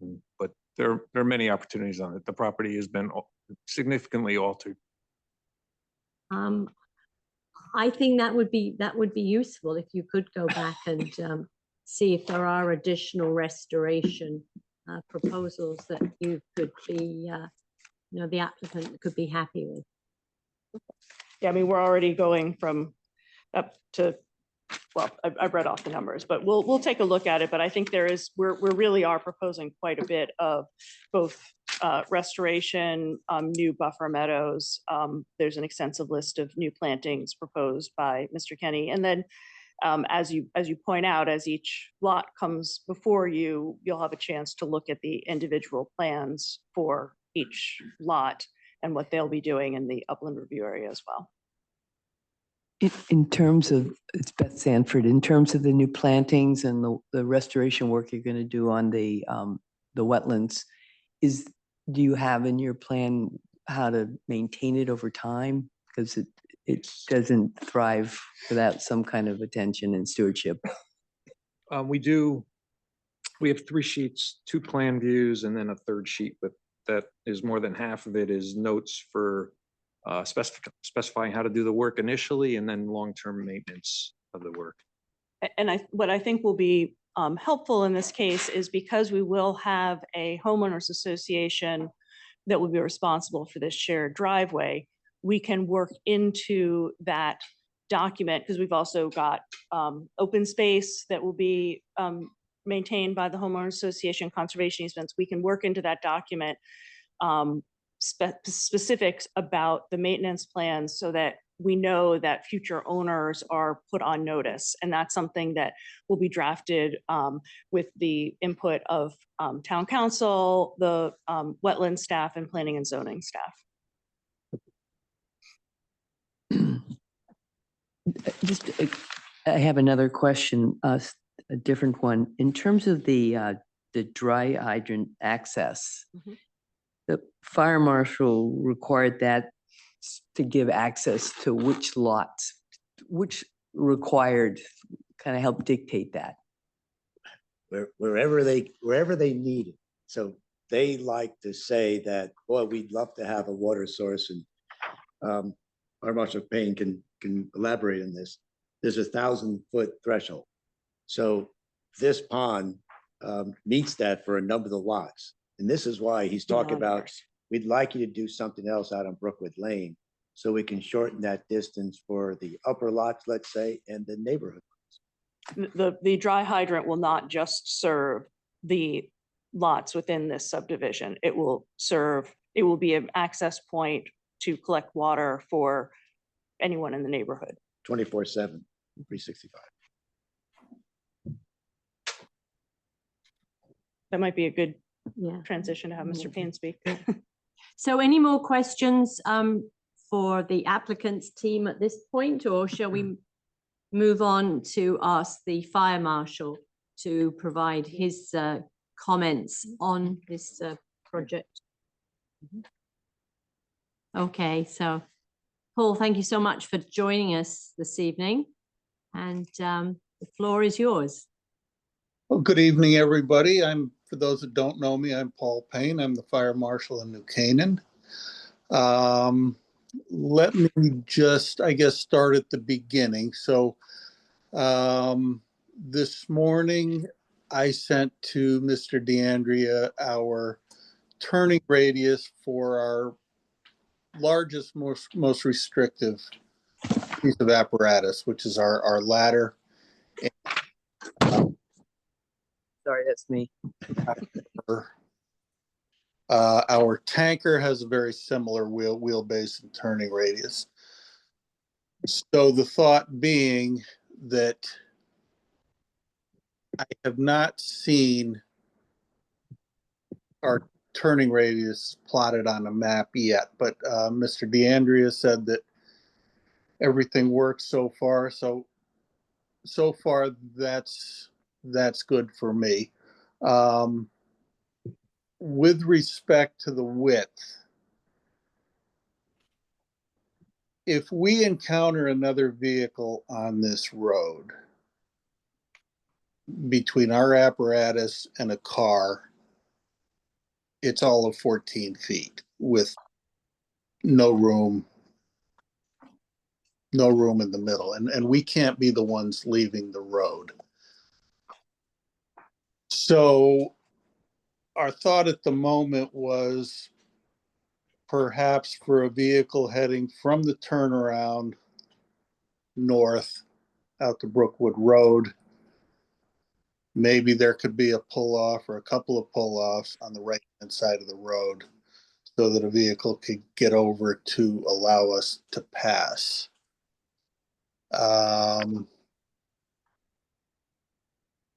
We're not thrilled with the 14 feet, but if we have to make something work, we have to make something work. With respect to the dry hydrant itself, the dry hydrant will be an excellent water source for lots 5, 6, 7, 8, and 9.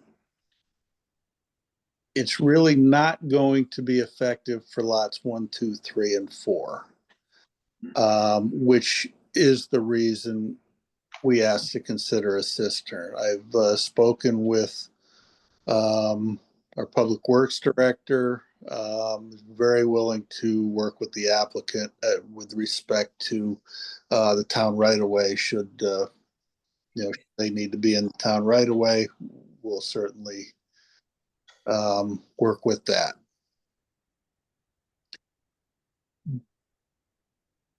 So for now, it's my understanding also that a fire professional engineer has been consulted at least. I would look forward to meeting with Mr. DeAndrea, our fire chief, Albie Bassett, Kathleen, perhaps this consultant, and just to see what we could do to improve. And, you know, with respect to the trees that would have to be removed to get to the dry hydrant, maybe there's something we could do there that's less invasive, maybe, rather than, and I don't want to go on the record with this, but maybe possibly could the dry hydrant be moved toward the, just a trench and a pipe underground, move closer to the driveway itself to be less invasive. I think somebody said 91 trees were going to be removed or something like that. I think Amy said that. But we could look at that. I don't think we're done yet, but so far, I do appreciate the work and the effort that everybody put into this. Did I cover everything that people had questions about, or are there any other questions? Does anybody have questions? This is Madam Commissioner Ramirez for the record. Fire Marshal Payne, could you explain exactly how the fire service would be accessing that dry hydrant with its trucks? As my understanding, in New Canaan, you'd have to run a shuttle service of water carriers from that dry hydrant to the fire scene. So perhaps you could give an explanation. If one of the houses was on fire, what kind of activity, how many vehicles would be running back and forth along the lanes there, just to give a better, some more color. So as far as operationally,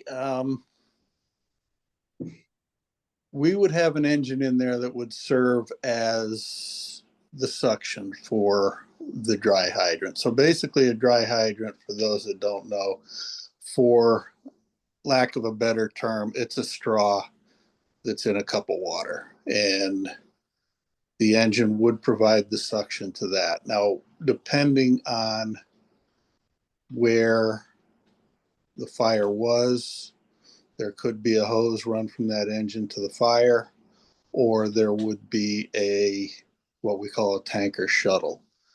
So in the event of a fire at any given house, our responding apparatus plus the mutual aid assignments that are assigned to that particular dwelling would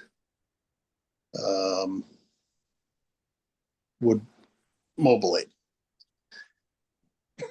And so we would have an engine and tankers. The engine would stay stationary. The tankers would be coming in to fill up. They're approximately 4,000 gallons. The thought is that they'd be pumping 1,000 gallons a minute. They'd be in and out quickly. And so that's how that would work. There would be an engine and one tanker in there at any given time.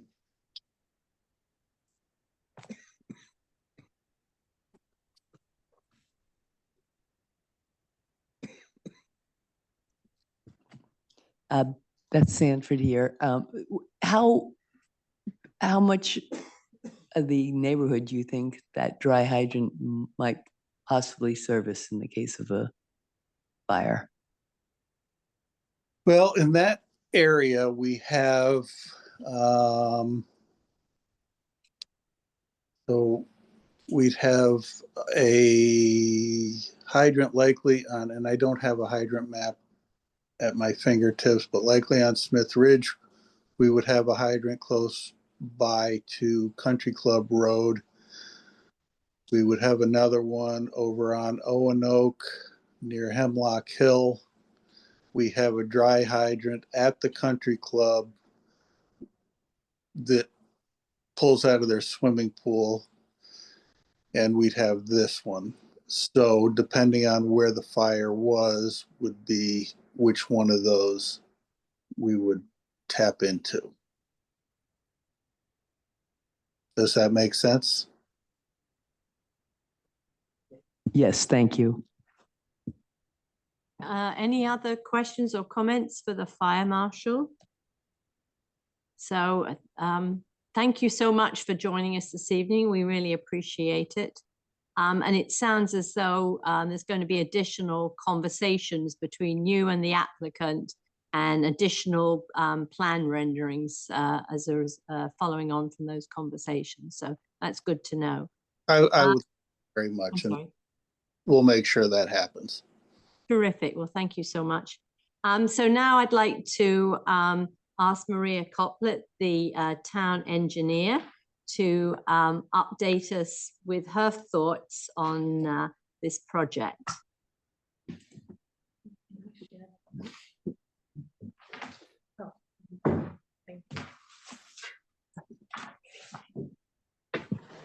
Good evening all. Maria Coplet, town engineer. The engineering department has reviewed the application before the Inland Wetlands Commission for the planned accessway associated with the proposed subdivision at 82 Brookwood. As part of our assessment, we evaluated the documents prepared by DeAndrea Surveying and Engineering, which includes the site plan review set, stormwater maintenance plan, and drainage summary report, originally dated December 2024 with recent revisions dated February 2025. The proposed site work activities associated with the residential subdivision application include the reconstruction of the existing driveway to accommodate a common access way. No individual residential lot development is proposed as part of the drainage analysis, nor future required stormwater management evaluated for these individual lots. I want to really emphasize that.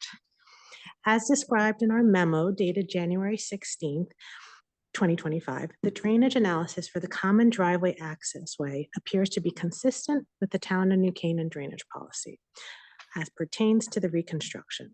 The applicant stated a 54% reduction in impervious area originally. In this most recent revision, it actually improved to 62%. But even at the 54%, we were still consistent.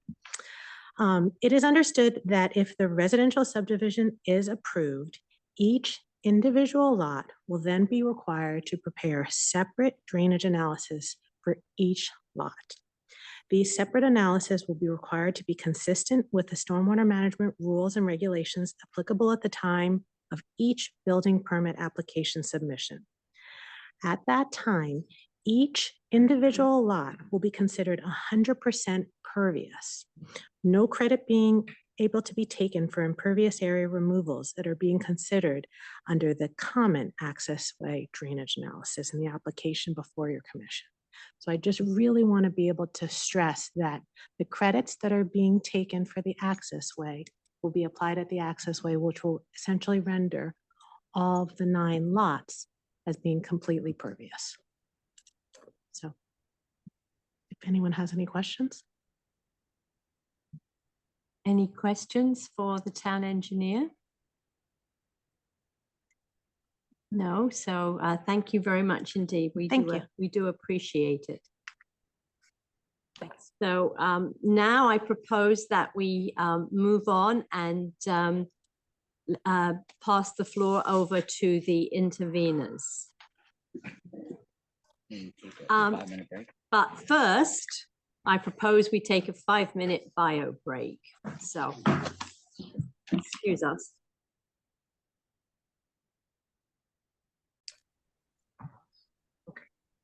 This is Angela Jameson. So we're going to continue the Inland Wetlands Commission meeting and like to hand the floor over to the interveners. If you would please introduce yourself. Sure. Thank you, Commissioner.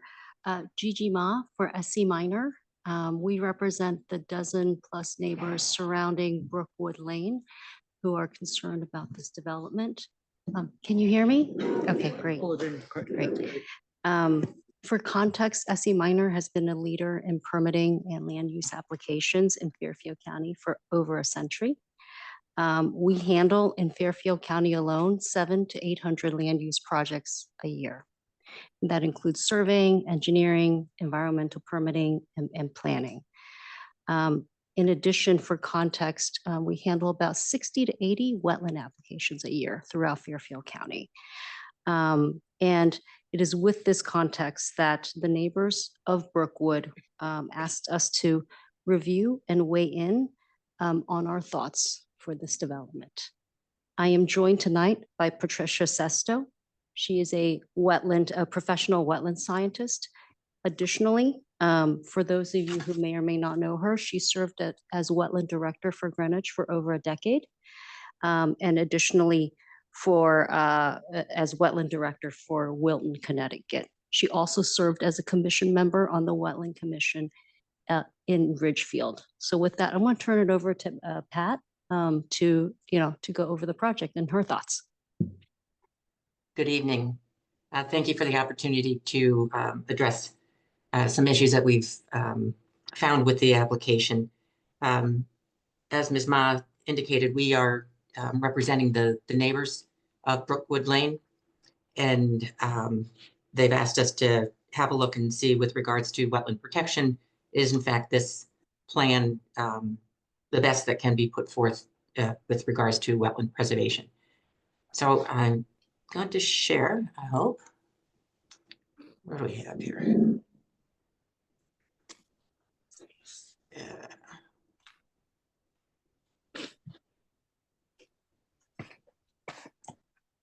Can you all see that? No. No. Nothing yet. Great. Don't know why. Let's see, documents. Pat, Kathleen Holland here. I can make you, I'm gonna make you the co-host. Sometimes that makes it easier for you. Okay. So you should see that.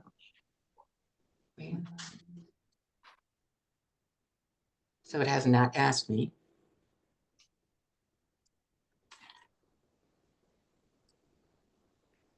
Is it showing me as co-host? I'm not seeing that. Yes, it is. Okay. Look, scroll around on your screen there. Sometimes the share screen is blocked by, sometimes. Yeah, I get this, but I'm just coming up with goofy things. Yeah.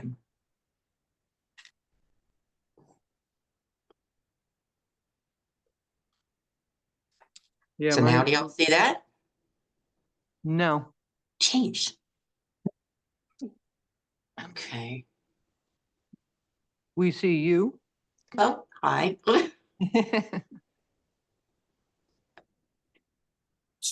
I am at a loss here.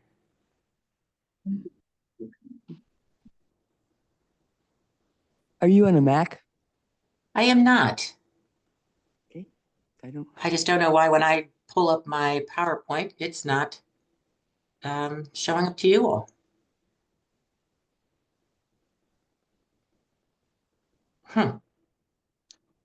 Perhaps try the share. Are you going to the share button and you have to share, you have to choose the share? Yeah. Then select the screen.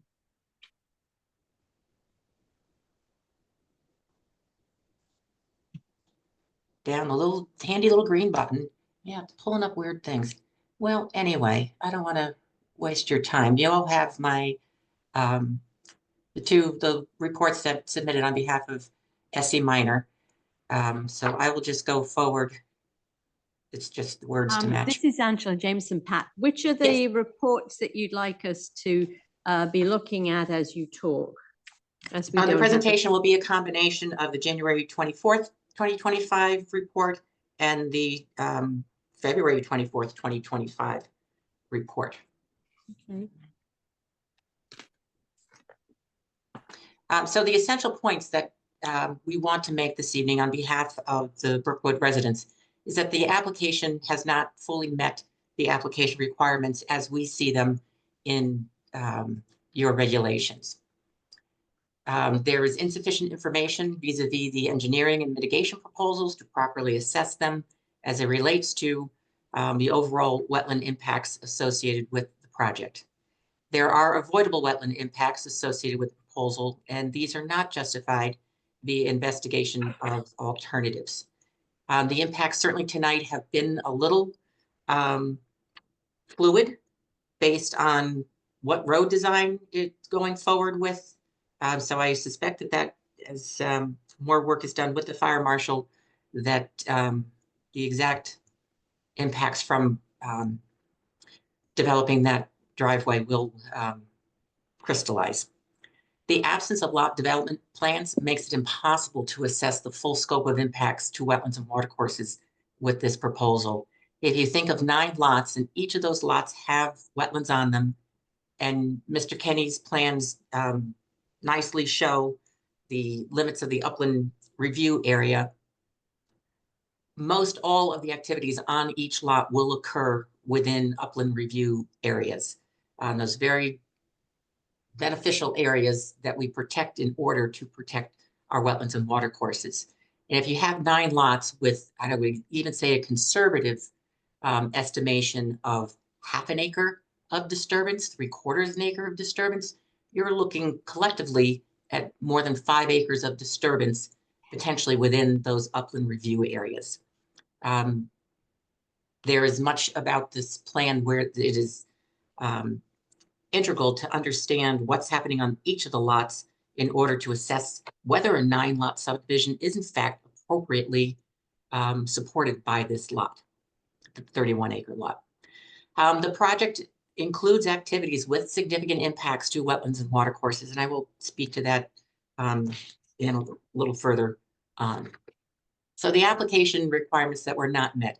I understand the engineering department has the full engineering report. To my knowledge, the wetland record only has a summary report, which excludes essential information such as time of concentration and other details, pollutant renovation analysis that would allow us to understand more clearly how effective is the stormwater management plan in mimicking current conditions, or even rolling back to that 1940s era where before the wetlands were impacted. The limits of the upland review areas are inconsistently shown between the civil plans and the mitigation plans. Mr. Kenny's plans seem to show a larger upland review area than the civil set. So not quite sure what we're looking at and which is the correct one, although I think Mr. Kenny's, my understanding, interpretation of the regulation that the mitigation plans are likely to show the accurate upland review area delineation. And no meaningful alternatives have been submitted. I know tonight there's been discussion of different driveway configurations, truly in location, different widths associated with that driveway, and a discussion about possibly coming in from the the west. And it's been a little difficult from my perspective to understand, because I don't understand the impacts that each lot is going to bring, what those different alternatives. An alternative with fewer lots may get rid of the need for that common driveway and save impacts within upland review areas that negatively impact the wetland or the watercourse. I just don't know. The stormwater management plan, I believe, is inadequate based on wetland protection. I understand that it, based on what the town engineer said, that it meets the town's basic criteria. But with regards to wetland protection, it likely is not enough. I will say it is not enough. There is no pre-treatment associated with the Coltech units except for catch basins. And the Connecticut Stormwater Manual states that catch basins, even deep sump catch basins, end up resuspending 50% of the captured sediment. And when that is resuspended, that gets pushed out into these Coltech units. There is no hydrocarbon treatment associated with this lack of pre-treatment. There is limited debris contamination, containment, again, as leaves and other debris are sent forward into the Coltech units because the catch basins are not effective as a standalone for pretreatment. Those Coltech units are going to then become subject to clogging, accumulation of sediment, which would eventually take away storage volume, and then an overall failure of the units if they are not maintained. The maintenance should not be such a burden if pretreatment were in fact in place. Hydrodynamic separators frequently used as a successful pretreatment. And then there's some other LID practices that would assist in attenuating hydrocarbons, soluble pollutants, debris, and sediment. The pollutants that are sent to the Coltex, which are not infiltration units, they are to detain water and then discharge it to control the peak flows. Those pollutants end up getting pushed through to the wetlands and receiving watercourse. There's limited to no infiltration associated with the Coltech chamber systems, even though they are gravel and open at the base, which generally indicates that infiltration is expected. Because they're being placed adjacent to wetlands, the elevation of the base of the units intercepts groundwater as indicated by the test holes, 32, 36 inches to modeling or to the limit of roots. And those are two indicators that demonstrate that groundwater comes up that high. Thus, if the bottom of the Coltech units, even though they are open, that allows groundwater to come up. It does not allow for stormwater to exit out. So the lack of infiltration then is crucial in taking away from infiltration and groundwater recharge and the remediation of pollutants. These become surface discharge and make the surface discharge at or near the wetland edge. The applicant also suggests that they're going to conduct future tests to meet infiltration objectives, and this is likely going to have to occur on the planned lots.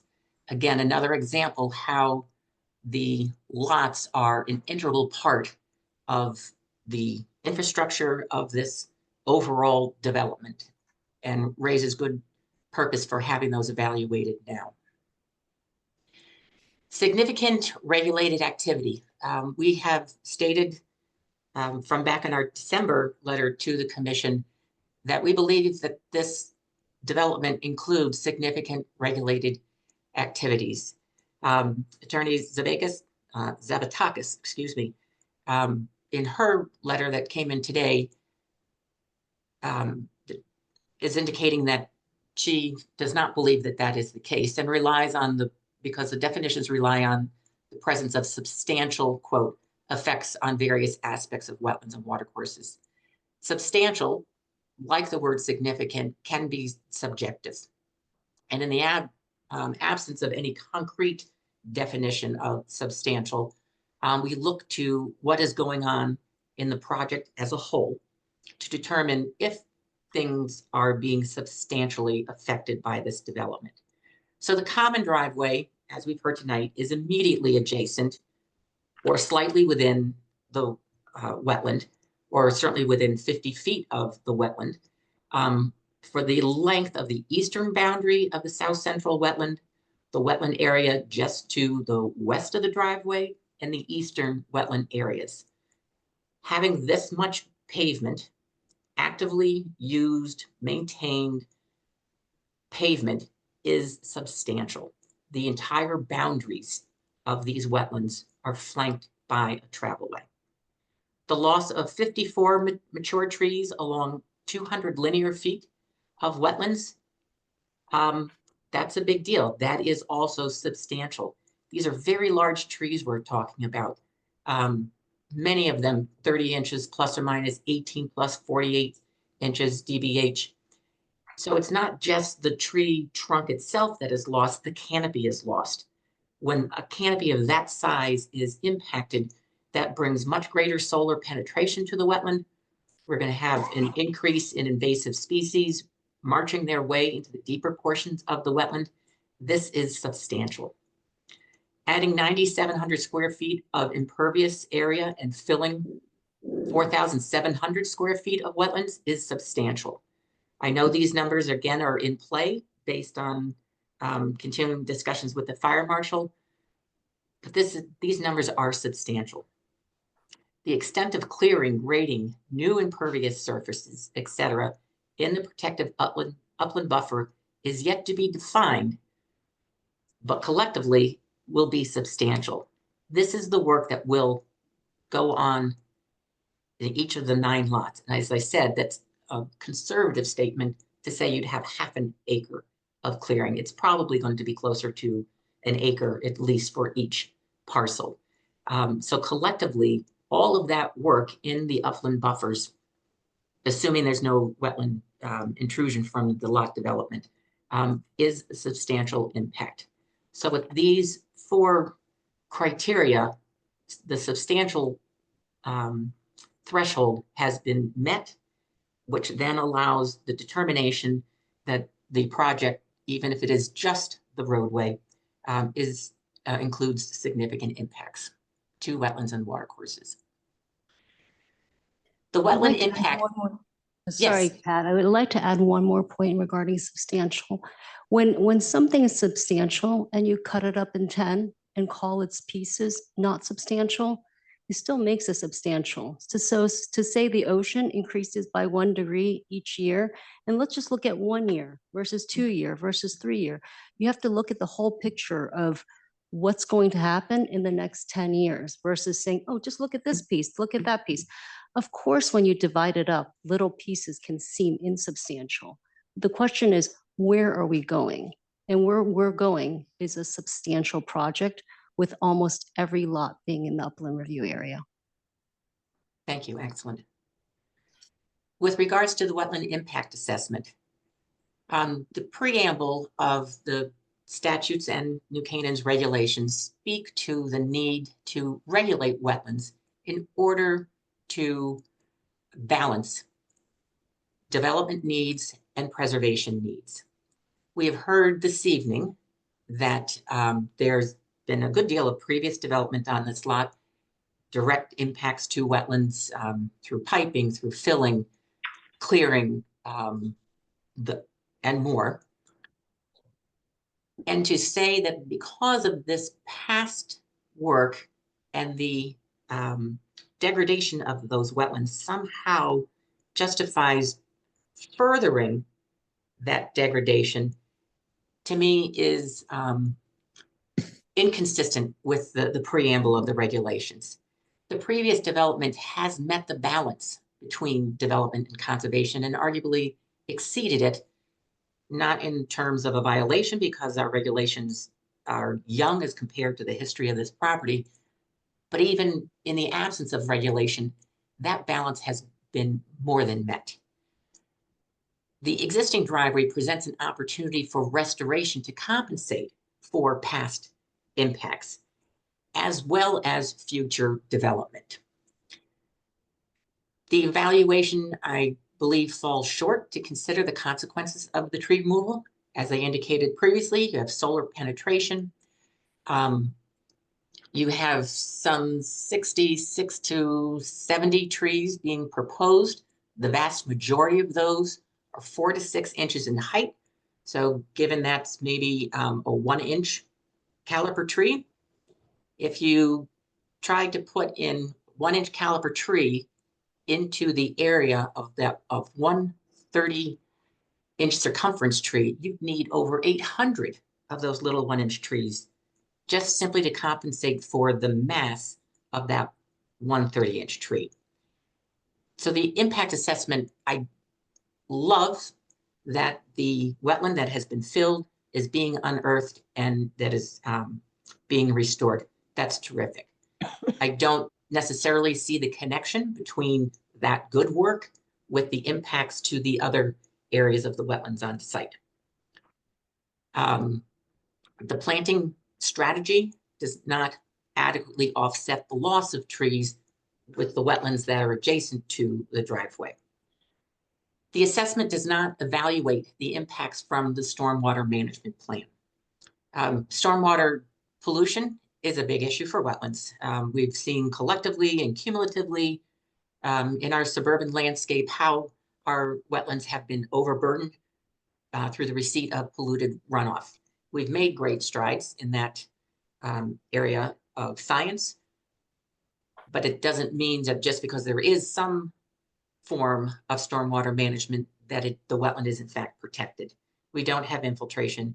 We do not have a pollutant renovation analysis that tells us how those, to the extent those wetlands are going to be impacted. And we don't have pre-treatment, so we are going to unduly impact the viability of those Coltech units. There's a buffer enhancement meadow associated with the shoulders of the driveway. I've had 3 decades of experience with permit enforcement. I will say one of the hardest things to do is to maintain meadow type buffers. People generally don't understand what they are for, their value. They tend to get mowed. Even if next to the first round of residents that have these buffer enhancement meadows, they have an understanding. To think that 2, 3, 4 owners down the line will understand, or their landscape crew will understand, is a long shot. Not to say that those buffer enhancement meadows shouldn't be there, but we should not rely on them as a means to protect the wetlands long term. It is also within the wetland impact. There are statements that conclude that there's a 50% reduction in pervious coverage on the site, given that there's a good amount of existing driveway that's going to be taken out. This is a wholly premature statement since we have the development of 9 lots yet to come. So taking credit for a reduction in pervious surfaces on the lot is a misnomer at best. The significant impacts associated with the development include 9,400 square feet of new impervious coverage, 4,700 square feet of wetland filling, 59 mature trees to be removed adjacent to wetlands and watercourses. It's immediately adjacent to wetland and watercourses. And this does not include trees that are at the fringe of filling or cutting, whose roots may be unduly impacted, and those trees will succumb in short order. Oaks, famous for not liking their roots to be fussed with. There is no tree save plan associated with the application. So in addition to the trees that will be cut, we can expect that more will die because of proximity to the construction activities. There's also no dewatering plan associated with the installation of various subsurface features. We know that groundwater, by virtue of the test holes that are present in association with the Coltech units, with modeling being at 32 inches, we know at least some part of the year water is up that high. Yet we do not have a dewatering plan to address that logical occurrence of intercepting groundwater. And the significant impacts also come from an inadequate stormwater management plan, which I reviewed. Alternatives. No substantive alternatives have been submitted. I appreciate the work that was submitted and discussed this evening with regards to efforts to minimize the impact of the driveway. That is a plus, but there's more opportunities with regards to different lot layouts, fewer lots, getting rid of a portion of this very long common driveway. These should be part of the application to ensure that the record is in fact complete and the commission has all that it needs to assess what's the best development layout for this property. And it should, the record also requires this such that the consideration of alternatives being a criteria for the decision or a decision that the commission has what it needs. So the conclusions. The project includes activities that will lead to significant impacts of wetlands and watercourses. The application requirements are not met. Given that every lot includes wetlands and watercourses and their upland review areas, we respectfully believe that exception should be made to the two-step process of getting an infrastructure permit and then the lot permits. This is in this particular case, having the wetlands really be laced throughout the property. It is best, the wetlands are best served if the entirety of the development is looked at as a whole, which is not to say that should a future buyer of a lot have a different design in mind, they could come back and get a permit which shows the different site plan that they wish to pursue. And at best, the applicant could walk away with an infrastructure permit and permits for lots, which could be sold and developed as is, minimizing the process for those potential future homeowners. Thank you for your time and your attention to our concerns. Thank you very much. So now let's open up to questions from the commission members. Commissioner Redden, for the record, good presentation, a lot of detail and a lot to think about. So I appreciate it. Well done. Thank you. I'm not clear. I think the interveners are doing a good job of helping us do our job, which is truly appreciated. But I'm not clear on what the interveners' actual ultimate goal is. Is it that it's not a two-step process, that it becomes a one? If we can do that, or what's the ultimate goal?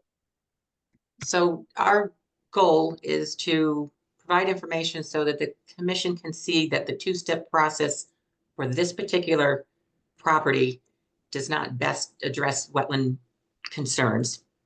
That alternatives should be, I will say, more fully explored and not limited to just the driveway configuration. It should include different lot configurations, fewer lots. And certainly that the wetlands themselves are to be protected to the greatest extent reasonable. Gigi, am I missing points here? Well, I think that's perfect. And I would say that our clients are not anti-development. They just want to make sure that everything is done in a prudent manner and, you know, that care and thought are put into, and that's why we're in front of you, you know? I mean, Right. They can be impacted by this and they want to make sure that the impact is as minimized as possible and everything's Okay. thought through. So I appreciate that. So you're not trying to stop the development. You just want to make sure that the wetlands are protected, and fewer lots makes the interveners happy. But if the applicants can come up with a plan that gets their 9 lots that satisfies protecting the wetlands, the interveners are okay with that. We'd be open to looking at it. Open to looking at it. Okay. We find it difficult to achieve, but yeah, I mean, at this point, but we don't want to speak for the applicant. Understand. Thank you. Kathleen Holland for the record. On this particular application, we have the notice of intervention. The notice of intervention includes 2 names, Spencer Grimes and Rob Freeman. You had mentioned that you have 12 clients. Are there additional people that I don't have notice of interventions on? No. There's a letter that, okay. Two formal Two formal interveners. Okay. Yeah. Okay, so 2, just want to make sure. Formal interveners. I apologize for the record. Okay, thank you. This is Angela Jameson for the record, and just echoing what Commissioner Redden has said. I think you've given us plenty of things to think about and to ponder on. But you've made the point more than once that the two-step process is not the best way to protect the wetlands. It's not, that has not been, the two-step process has been the traditional methodology of the Inland Wetlands Commission in New Canaan. Can you help us by pointing to parts of the New Canaan's regulations and or the Connecticut statutes that you think would give us discretion to move away from a two-step process? Certainly. In my 30 years or so advising, being the technical advisor to two different communities in Fairfield County, we always looked at the project as a whole. As Ms. Ma indicated, piecemealing the project out, you can divide anything up small enough so that nothing is then perceived as having an impact. Within the statutes, we've got language which talks about reviewing projects in their entirety. I can see if you had a parcel where you had one lot that had wetlands associated with it and the rest of it did not, how just having that one lot come back later would be reasonable. When I started my work in Greenwich, they too had a two-step process where lots would come back after the subdivision was granted. What we determined put us at a disadvantage in that scenario is once planning and zoning approved the lots, files the subdivision record map, those lines are now fixed. Those lot lines are fixed. So if we had a plan that came in for the individual lot and it had, say, steep slopes and grading and clearing was necessary to deal with those steep slopes to construct the driveway. If we had known that ahead of time, then we could have perhaps looked at easements or different lot line configurations where we could have minimized some of that impact. But once those lot lines are fixed, that discussion ends. So for this particular parcel where everybody gets a piece of these lovely wetlands, since we know that regulated activities are going to be part of each of them, it provides the most flexibility to look at true development scenarios up front in order to make adjustments of lot lines or other aspects of the subdivision to ensure the wetlands are protected to the greatest extent reasonable. May I make one clarification to Commissioner Redden? While in the context of all the projects that we see on an annual basis, while our clients are open to whatever number of developments, that we're trying to be, we want to be reasonable, realistically, we don't see a path to 9 lots, just given our experience. I mean, you never want to say never, but I think realistically, it just, given what we've seen, I would say it's highly improbable. Kathleen Holland for the record. I just want to follow up on the looking at it holistically versus what you currently have for an application, which is an infrastructure improvement.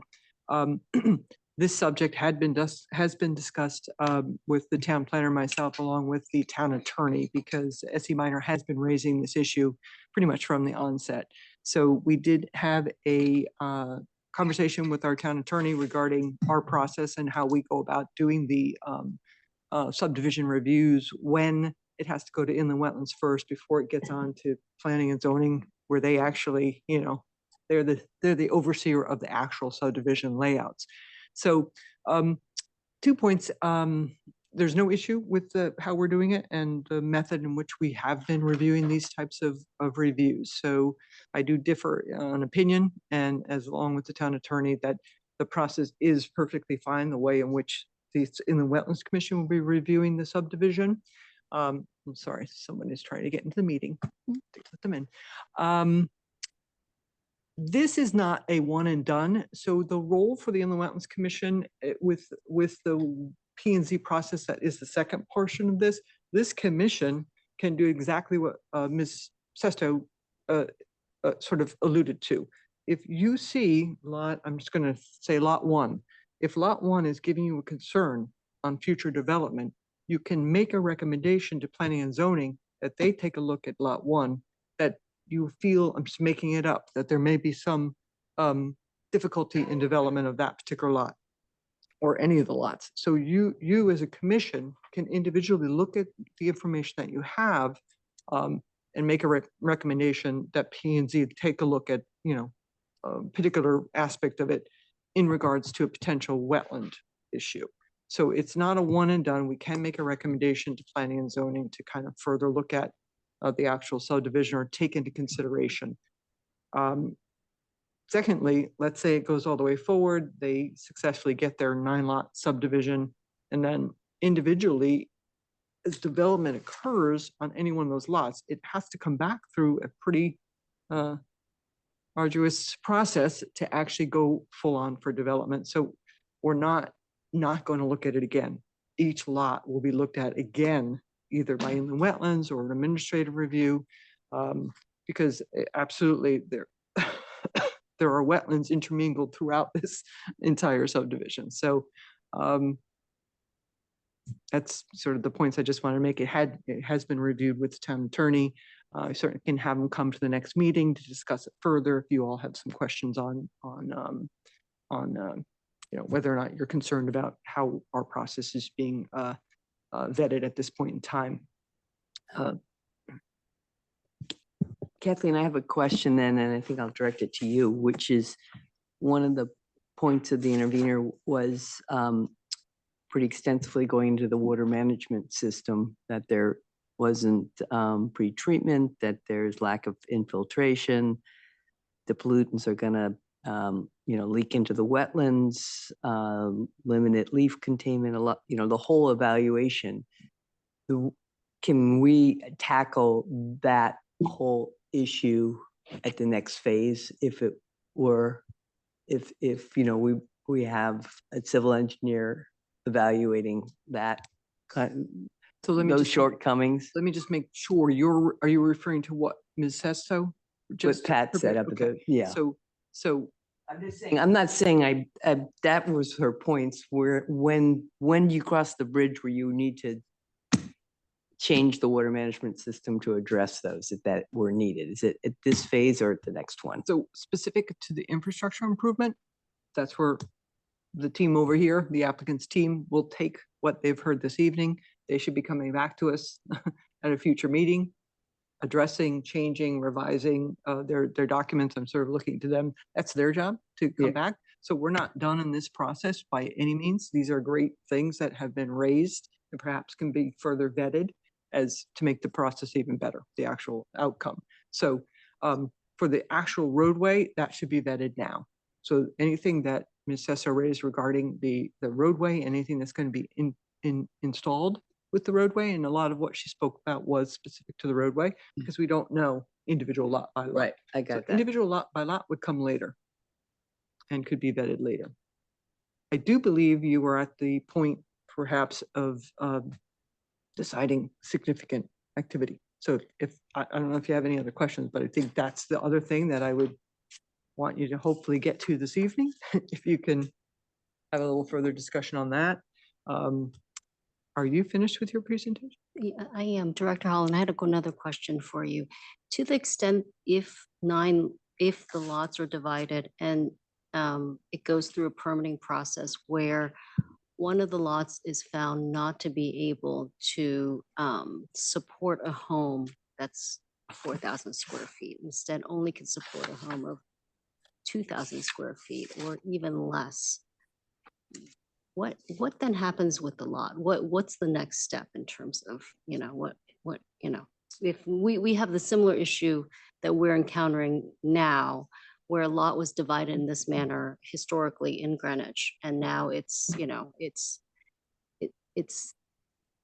in terms of development, it's very challenged in getting a permit. So the town is encountering issues because of that. How would you think the town would take care of that? Just looking forward, because if these lots are divided without an actual ability to prove out that it actually supports a home,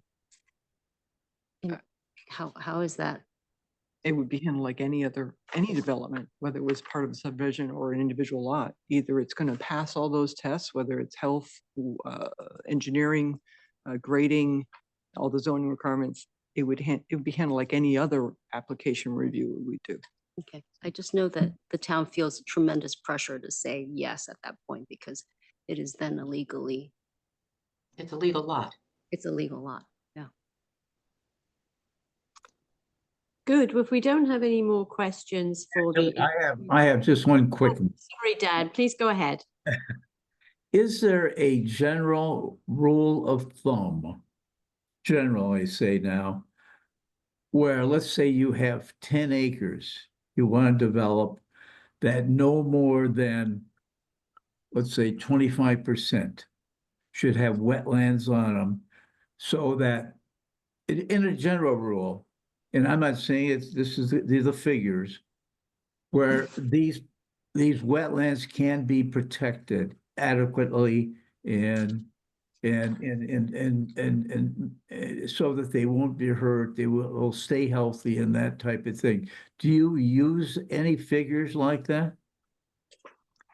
That's a town by town determination. In Wilton, I think you can't have more than 40% of the lot wetlands. In Greenwich, and I'm just citing these because that's where my experience comes from. There was no minimum. I would say it's less about the amount of wetlands on the lot and more about how the development proceeds, its proximity, the extent of disturbance within the upland review area, and how that activity negatively impacts. So for sure, the more wetlands you have, the more difficult it is to separate the development from those wetlands. So it's difficult because there's so many factors that go into how best to protect a wetland, especially, where they sit on the lot. You can have a large lot, and then the wetland just are more, say, a vernal pool, which needs a larger buffer area to sustain itself. It's just poorly situated on the lot. It's not that big, but it requires more space to protect. So I don't have a definitive number for you, but certainly the more wetlands you have, the less separating distance you generally come up with. Thank you. May I make one more point? So we heard you on the two-step process. I think even on, looking at what Pat presented, the technicals and the science behind it, behind what she just went through, that speaks specifically to the development that's being proposed in this infrastructure phase. Is that right, Pat? I just want to confirm that. So that's not, we are in our current analysis, we're not even including any of the proposed development. And so when we think about some of our concerns, it is specifically for this infrastructure, the work done for the infrastructure. And as such, we are, it is our recommendation that it would be as, significant impact development. Is that right, Pat? That's correct. Thank you for the clarification. Yeah, I understand what you're saying. And I think also it's very difficult. The commission can't go down the slippery slope of what if, and we have to deal with what we have before us in actual meat and potatoes before us. Absolutely. And I think Pat spent most of our time going through the facts of what this specific project in front of us. Yes. Before I forget, Mr. Freeman had reached out to me by email and did want to speak. I don't know if he is on the call and would like to speak. I am, and I would. Makes sense to go Yeah. May I speak now? Please go ahead. Great, thank you. I hope you can see me on Zoom and can you hear me okay? Absolutely. Well, good evening. I'm sorry I'm not there in person. I was at the last meeting. I'm out on the West Coast and unable to attend tonight. Just to introduce myself, I'm a resident at 113 Brookwood Lane with my wife, Melanie Harris. We've lived in town for about 6 years and lived for about 30 years before that in Westchester County. And I am one of the two interveners with my neighbor, Spencer Grimes. Spencer is in the room with you there. And we're the leaders of a community group, which today consists of 12 separate households on Brookwood and Smith Ridge Road, each of which has made a substantial financial contribution to pay for the work by SE Minor and by land use legal counsel, the firm Wolf C. Rosen. There are others who are continuing to engage with us, others in the community, and express support and interest in our effort, including, importantly, the New Canaan Land Trust. I believe you've heard from them, but also 5 other households on Country Club Road and on Norholt Drive. I want to be clear to Ms. Holland's point. Those are not technically interveners, but they are the people that we are representing.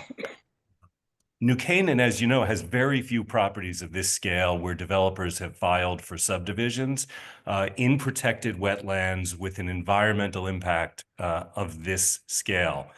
This project is obviously complex because of its size and scale in a wetlands area. That's been clear throughout the discussions tonight and in the prior meeting. For what it's worth, the developer, I believe, has asserted that about 19% of the 32-acre plot contains wetlands. Each of the 9 proposed lots has wetlands which will be impacted. And it certainly appears to me, to my layman's eyes, that as much as 40% of the site is wetlands protected property. I would love to know where the 19% comes from.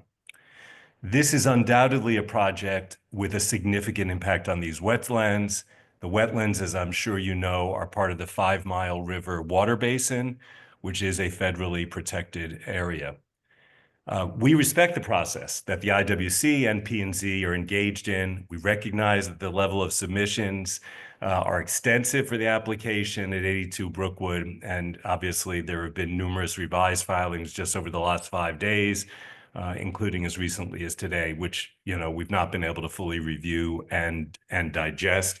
Clearly, we're going to ask for more time from the IWC and P&Z to do that. But we hope that New Canaan will consider several issues before irreparable damage is done to one of these large, semi-wild site in town with an extensive wetlands footprint, dozens of large mature trees, native plantings, streams, rare wildlife habitats, all at risk. Under the current process, the 2-step process, as it was referred to, such permanent damage could be done before the applicant even has to seek, or any applicant has to seek approval for any of the individual lots. The developer makes clear throughout their application and these hearings tonight and last month that they only seek approval for the subdivision and infrastructure. We all understand that. And we understand that this is consistent with statutes. And as Ms. Holland stated just a few minutes ago, that has been discussed with the town attorney. I'd like to make a side point. I believe I heard Ms. Holland suggest that perhaps the town attorney could attend the next meeting. To the extent that I have any standing, I may not, I appreciate that. I would request that we do so. We would like to hear from the town attorney about the 1-step versus 2-step process. But in any case, we encourage the town to take a common sense approach to the review of this large scale development. We feel like the applicant is exploiting a loophole in the town regulations that allows them to avoid having to file plans related to the wetlands environmental impact of the 9 lots they plan to develop. By definition, if approval for the subdivision and the roadway is granted, the town is approving each lot, each site as a building lot, subject to future approval. But in a review of the voluminous materials, site maps, engineering and land use filings, and transcripts of all these comments in the various meetings, it makes quite clear that SBP Homes has prepared and vetted with at least the town engineer, who we heard from tonight, the fire marshal, who we heard from tonight, the health department, and maybe others, the detailed development plans for each of the 9 lots, including home sites, driveway locations, septic placement, well drilling, specific tree removals, and so forth. We understand that those plans that I just referred to may change in the months and years ahead. We understand that as each of the 9 lots is sold and prepared for construction, the new owners will be responsible for seeking IWC and P&Z approval. SBP has told our group in a private meeting that they will seek to provide design and build services to the buyers of each lot. Presumably, they'll provide such buyers or potential buyers with detailed site and home recommendations based on the work they've already completed and already vetted with the various town departments. We assume that the process to sell and build on these lots will take several years. There will undoubtedly be dozens, literally dozens, of future IWC meetings related to the 82 Brookwood development.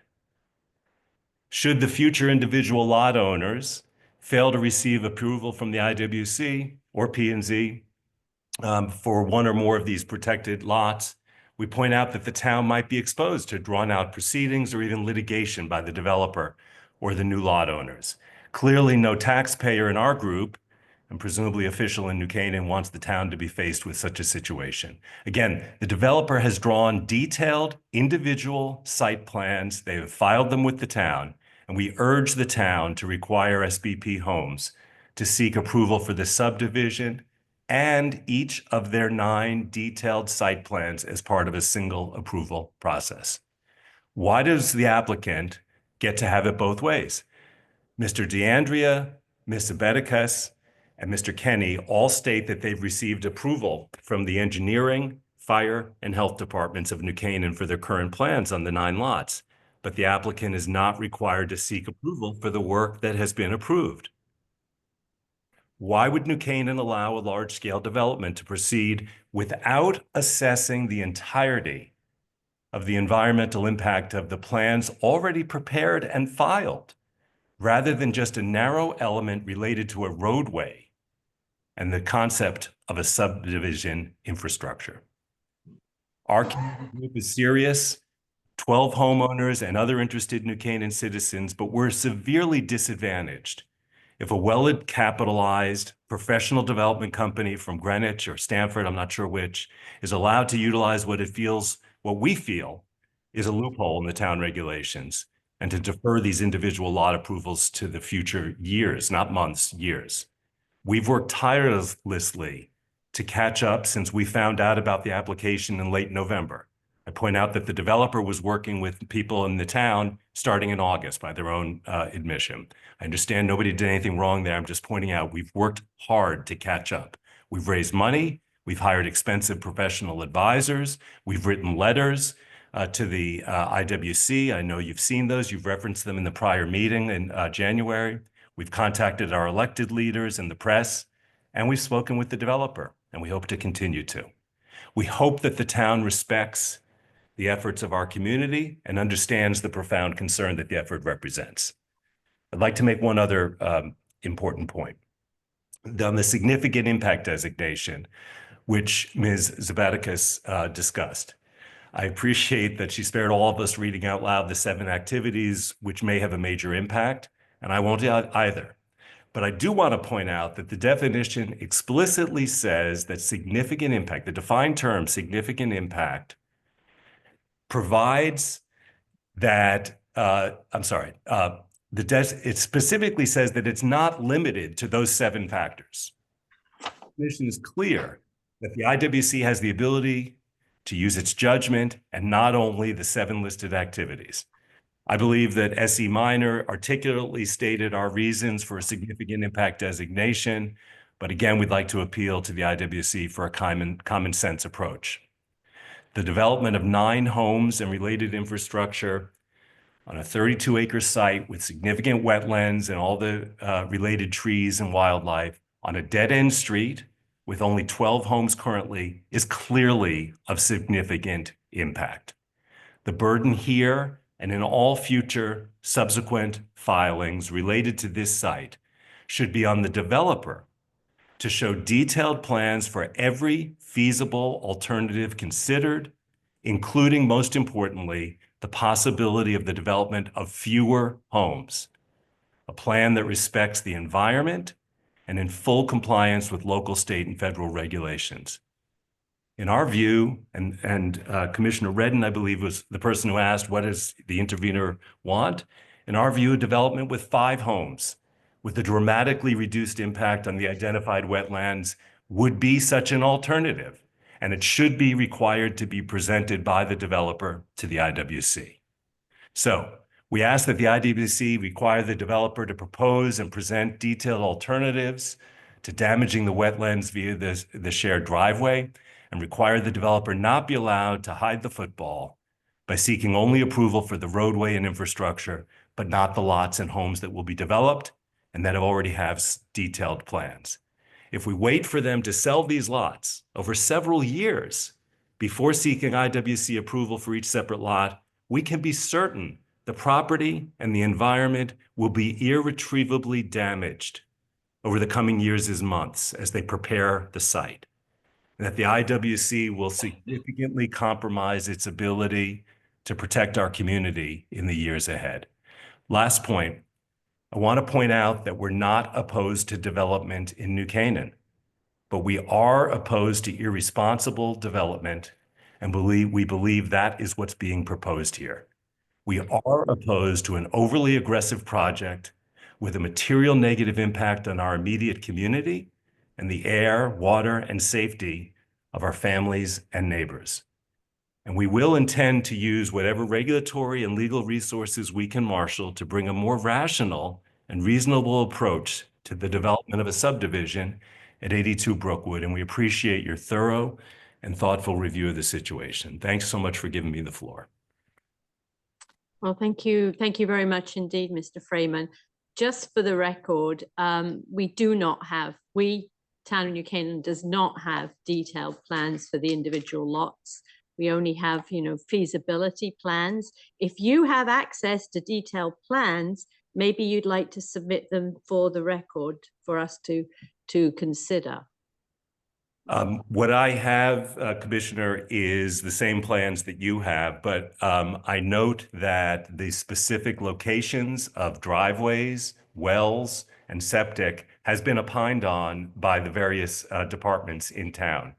In my book, that's detailed plans. I understand that the houses themselves have not been designed, but the siting, including in the most recent plan filed, for instance, as was pointed out by Ms. Zabeticus, the houses for lots 5 and 6 have been moved significantly. The driveway on lot 1 was changed from the west side of Brookwood to the north side of Brookwood, and so forth.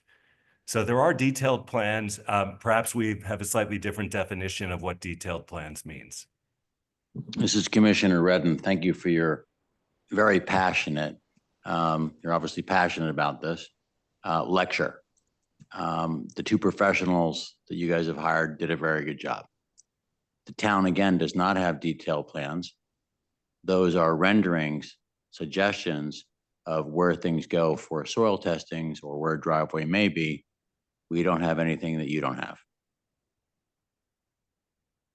Commissioner Redden, I appreciate that, and I certainly didn't intend to lecture. I happen to have a speaking voice that sounds like I am, but I'm not a lecturer. I'm a retired business person, so I really don't intend to lecture.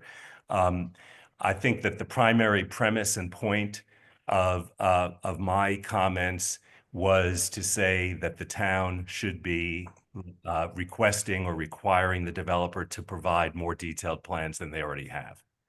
And that goes to the point that Pat Sesto made and Gigi Ma made, but it's the same point. And it does go to the fundamental process, which is very unusual for this piece of property. I don't have experience with others, but every one of these lots or proposed lots has wetlands on it. So the concept of only approving a portion of the project, as opposed to saying we need more detailed plans before we can assess the overall viability and environmental safety of the project, stands to reason in my view. Well, thank you very much indeed. Any other questions or comments from commission members to Mr. Freeman or any other member of the intervener team? So I think that the interveners have finished their presentation. What I'd like to suggest now is it would be a good time for the commission to consider whether or not we think that there may be a significant impact to wetlands and watercourses as a result of what is proposed.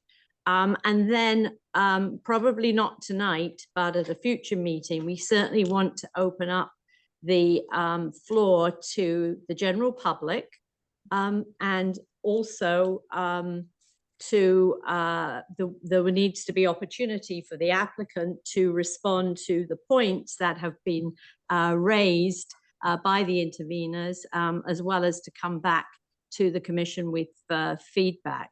Can I just see a show of hands of any members of the general public who'd like to speak? No, I'll check on, I have 18 people on Zoom. Let me If just. it's just a small number, but I it'll, don't think it's any. okay. Is there anyone on Zoom who wishes to speak on this application? General members of the public hearing is currently open. If you could just raise your hand or turn your camera on.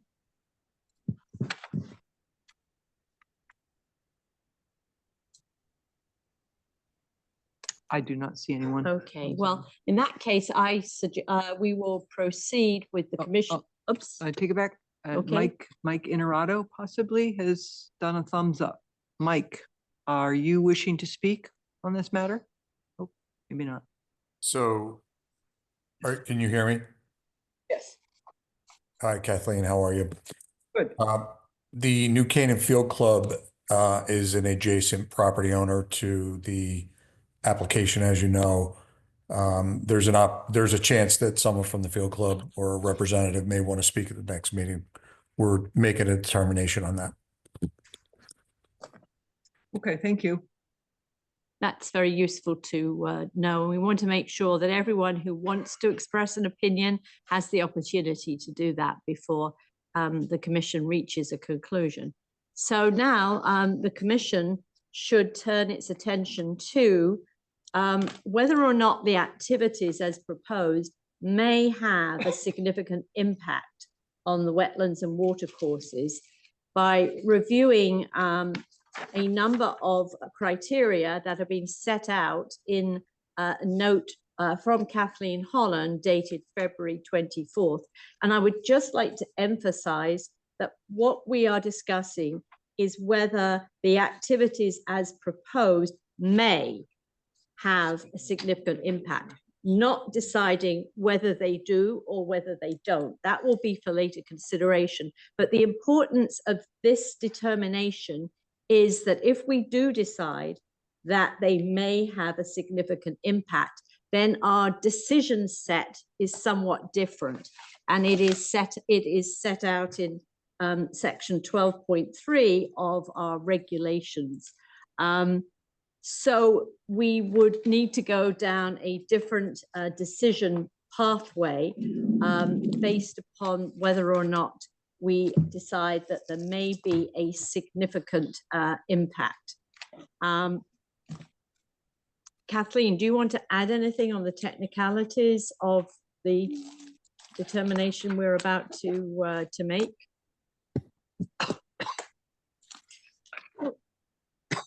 Excuse me.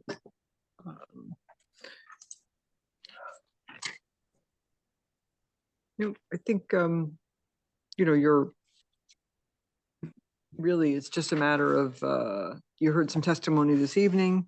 You've heard testimony actually from the applicant as to why it's not a significant impact. You've heard testimony from the interveners as to why it is a significant impact. And as Angela indicated, the significant impact is it doesn't have to be definitive. It's whether or not it may. So may is a very specific word in this particular portion of the regulations. That associated with that are the certain criteria that could apply, perhaps going down the A through, can't see the letter there. G. Okay, G. Yep. And thinking about this application will generate the discussion that you need to have. Well, just to kick off the discussion, I would say that I am going to focus in particular on D and F. D, so any activity which is likely to cause or has the potential to cause substantial turbidity, siltation, or sedimentation in a wetland or watercourse. And F, any activity which is likely to cause or has the potential to cause pollution of a wetland or water course. It seems to me that those two are particularly pertinent in this case, but I'm interested to hear what others have to say here. Commissioner Redden, I marked those two as well.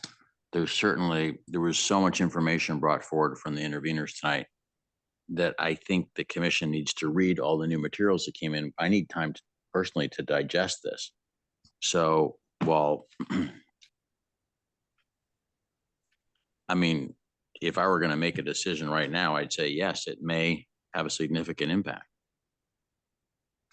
But I need time to digest. So there's a lot of information here. How are other people seeing this? I agree with Commissioner Redden that we need some time to digest and really.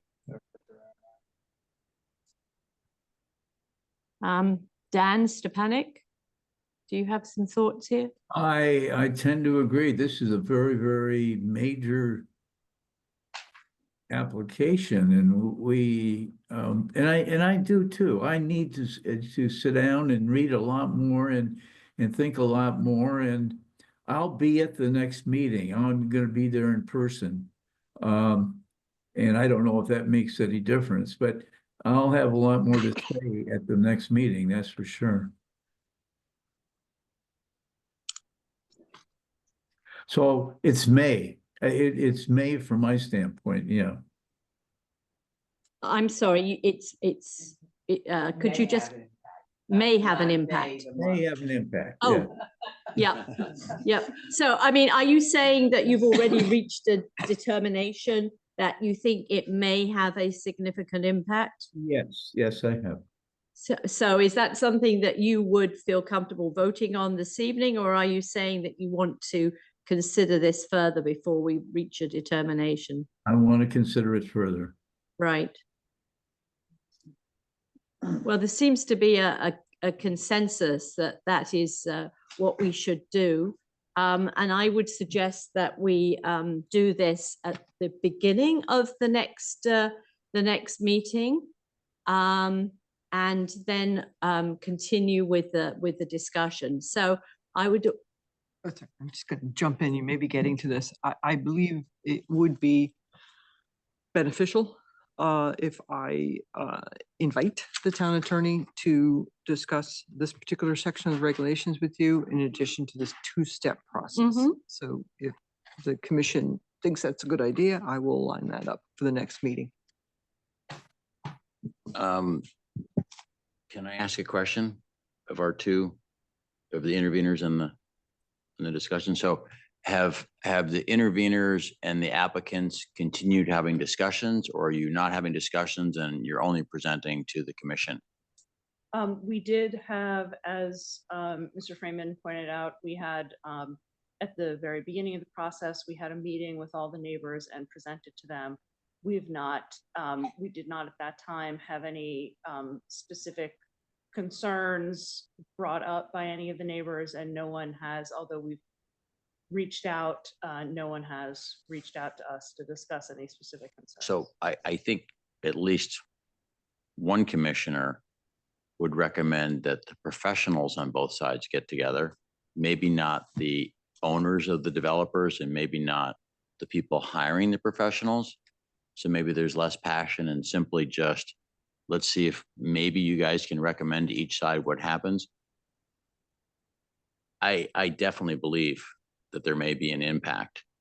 And I believe the interveners, in my opinion, I'm only one commissioner, but I believe that something should be able to be worked out here. They've stated they're not anti-development. It said 5 would work, maybe not. I don't know if any work. Honestly, the entire property appears to be, there's wetlands all over it. Now, we know that historically they were impacted. It's unfortunate. I will say you guys have done a great job saying, specifically, Mr. Keeney has said, we're going to try and improve and add. We love to hear that. I think maybe if you guys get together, that would help us. Well, and again, I think for right now, we're only looking at the infrastructure improvements from the road, not the development of the individual lots. And We I have- understand that. I think the conversation of the whole doesn't hurt. I understand what your job is and I get it. But I did want to say, because this goes to what Mr. Freeman had said as far as what we've presented to, for example, the health department. You know, part of the process, and this is what's before the Planning and Zoning Commission. Remember, we've got two different commissions that are simultaneously looking at this project.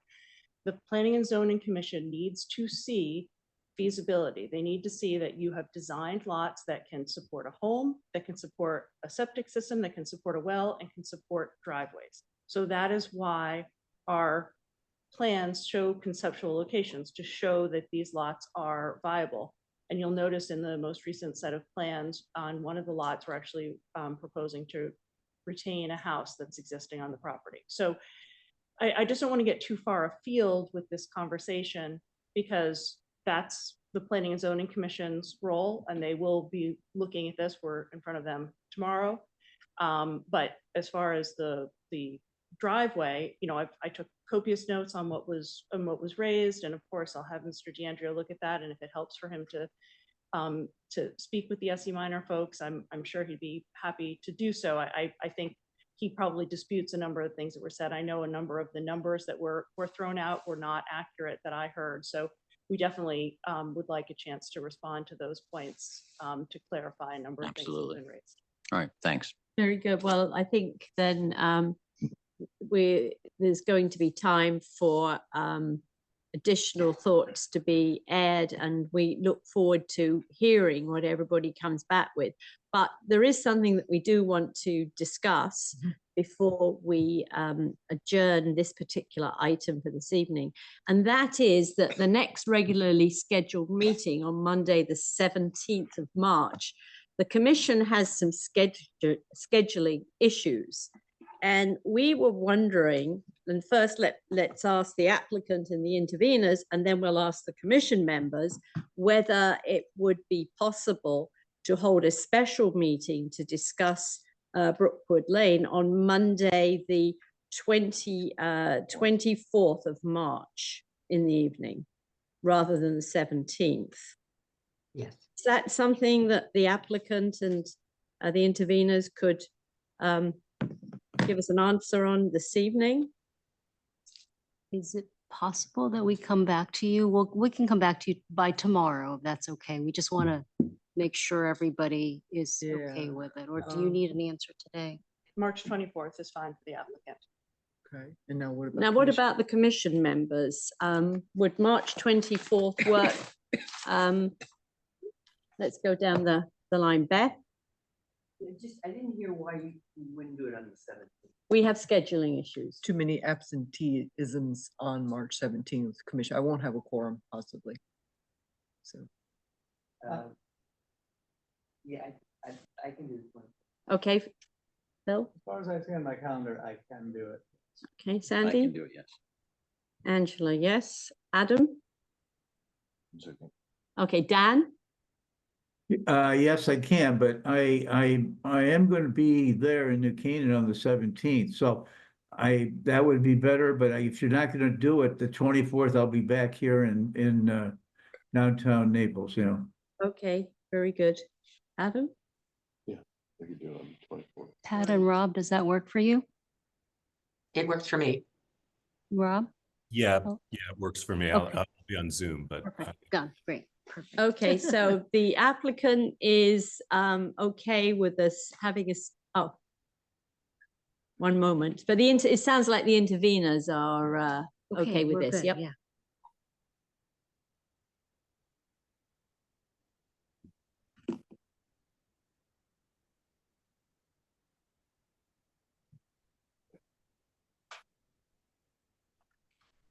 We're fine.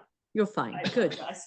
There was a little confusion there. So with the March 24th date, can you look at the calendar and provide the extension of time should it be needed? Yes. And you know, I have to go back and look at the clock, so just make sure that we're still, I'm sure there's plenty of time. I just want to make sure we can get to the 24th. I think we're okay through the 24th. I was doing the math, but you and I should compare notes on where we think we are with that. And then that brings me to when we might have replies and reports into the commission. You gained an extra week, so please not the same. I understand, and I apologize Yeah. for that. That's not the way I typically like to operate either. So, you know, I'm gonna push it back to you guys. You've got some work to do to answer, respond. And I think probably the best thing is if I can speak to you in the morning and we'll give you a timeline rather than trying to commit to anything. that's fine. No, there's a lot to digest tonight, so I just wanted to put that out. I also, yeah, that's part of what I want to do is make sure I understand exactly what additional documentation is needed. This room has been confirmed for the 24th and planning for this, so we will be in this room on the 24th as well. Okay. So with that, I propose that we adjourn the public hearing to be continued at the special meeting on Monday, March the 24th. And I'd just like to thank everyone who has spoken and who has attended. We thank you for your patience and we thank you for all your contributions to this discussion. So thank you very much. And Thank my you. commission members, we do have a few things still to discuss. Thank you. You just push that one off. Thank you. I haven't been able to get that one to turn I off. don't was think- trying to. It's awful. They're tricky. Okay, So the next items are the agent's report. Maybe turn it over to Kathleen to see if there's anything she wants to highlight for us. I'm gonna save my voice for the rest of the night. 10 through 13, let me know if you have any questions on those particular items, because my voice is about shot at this point.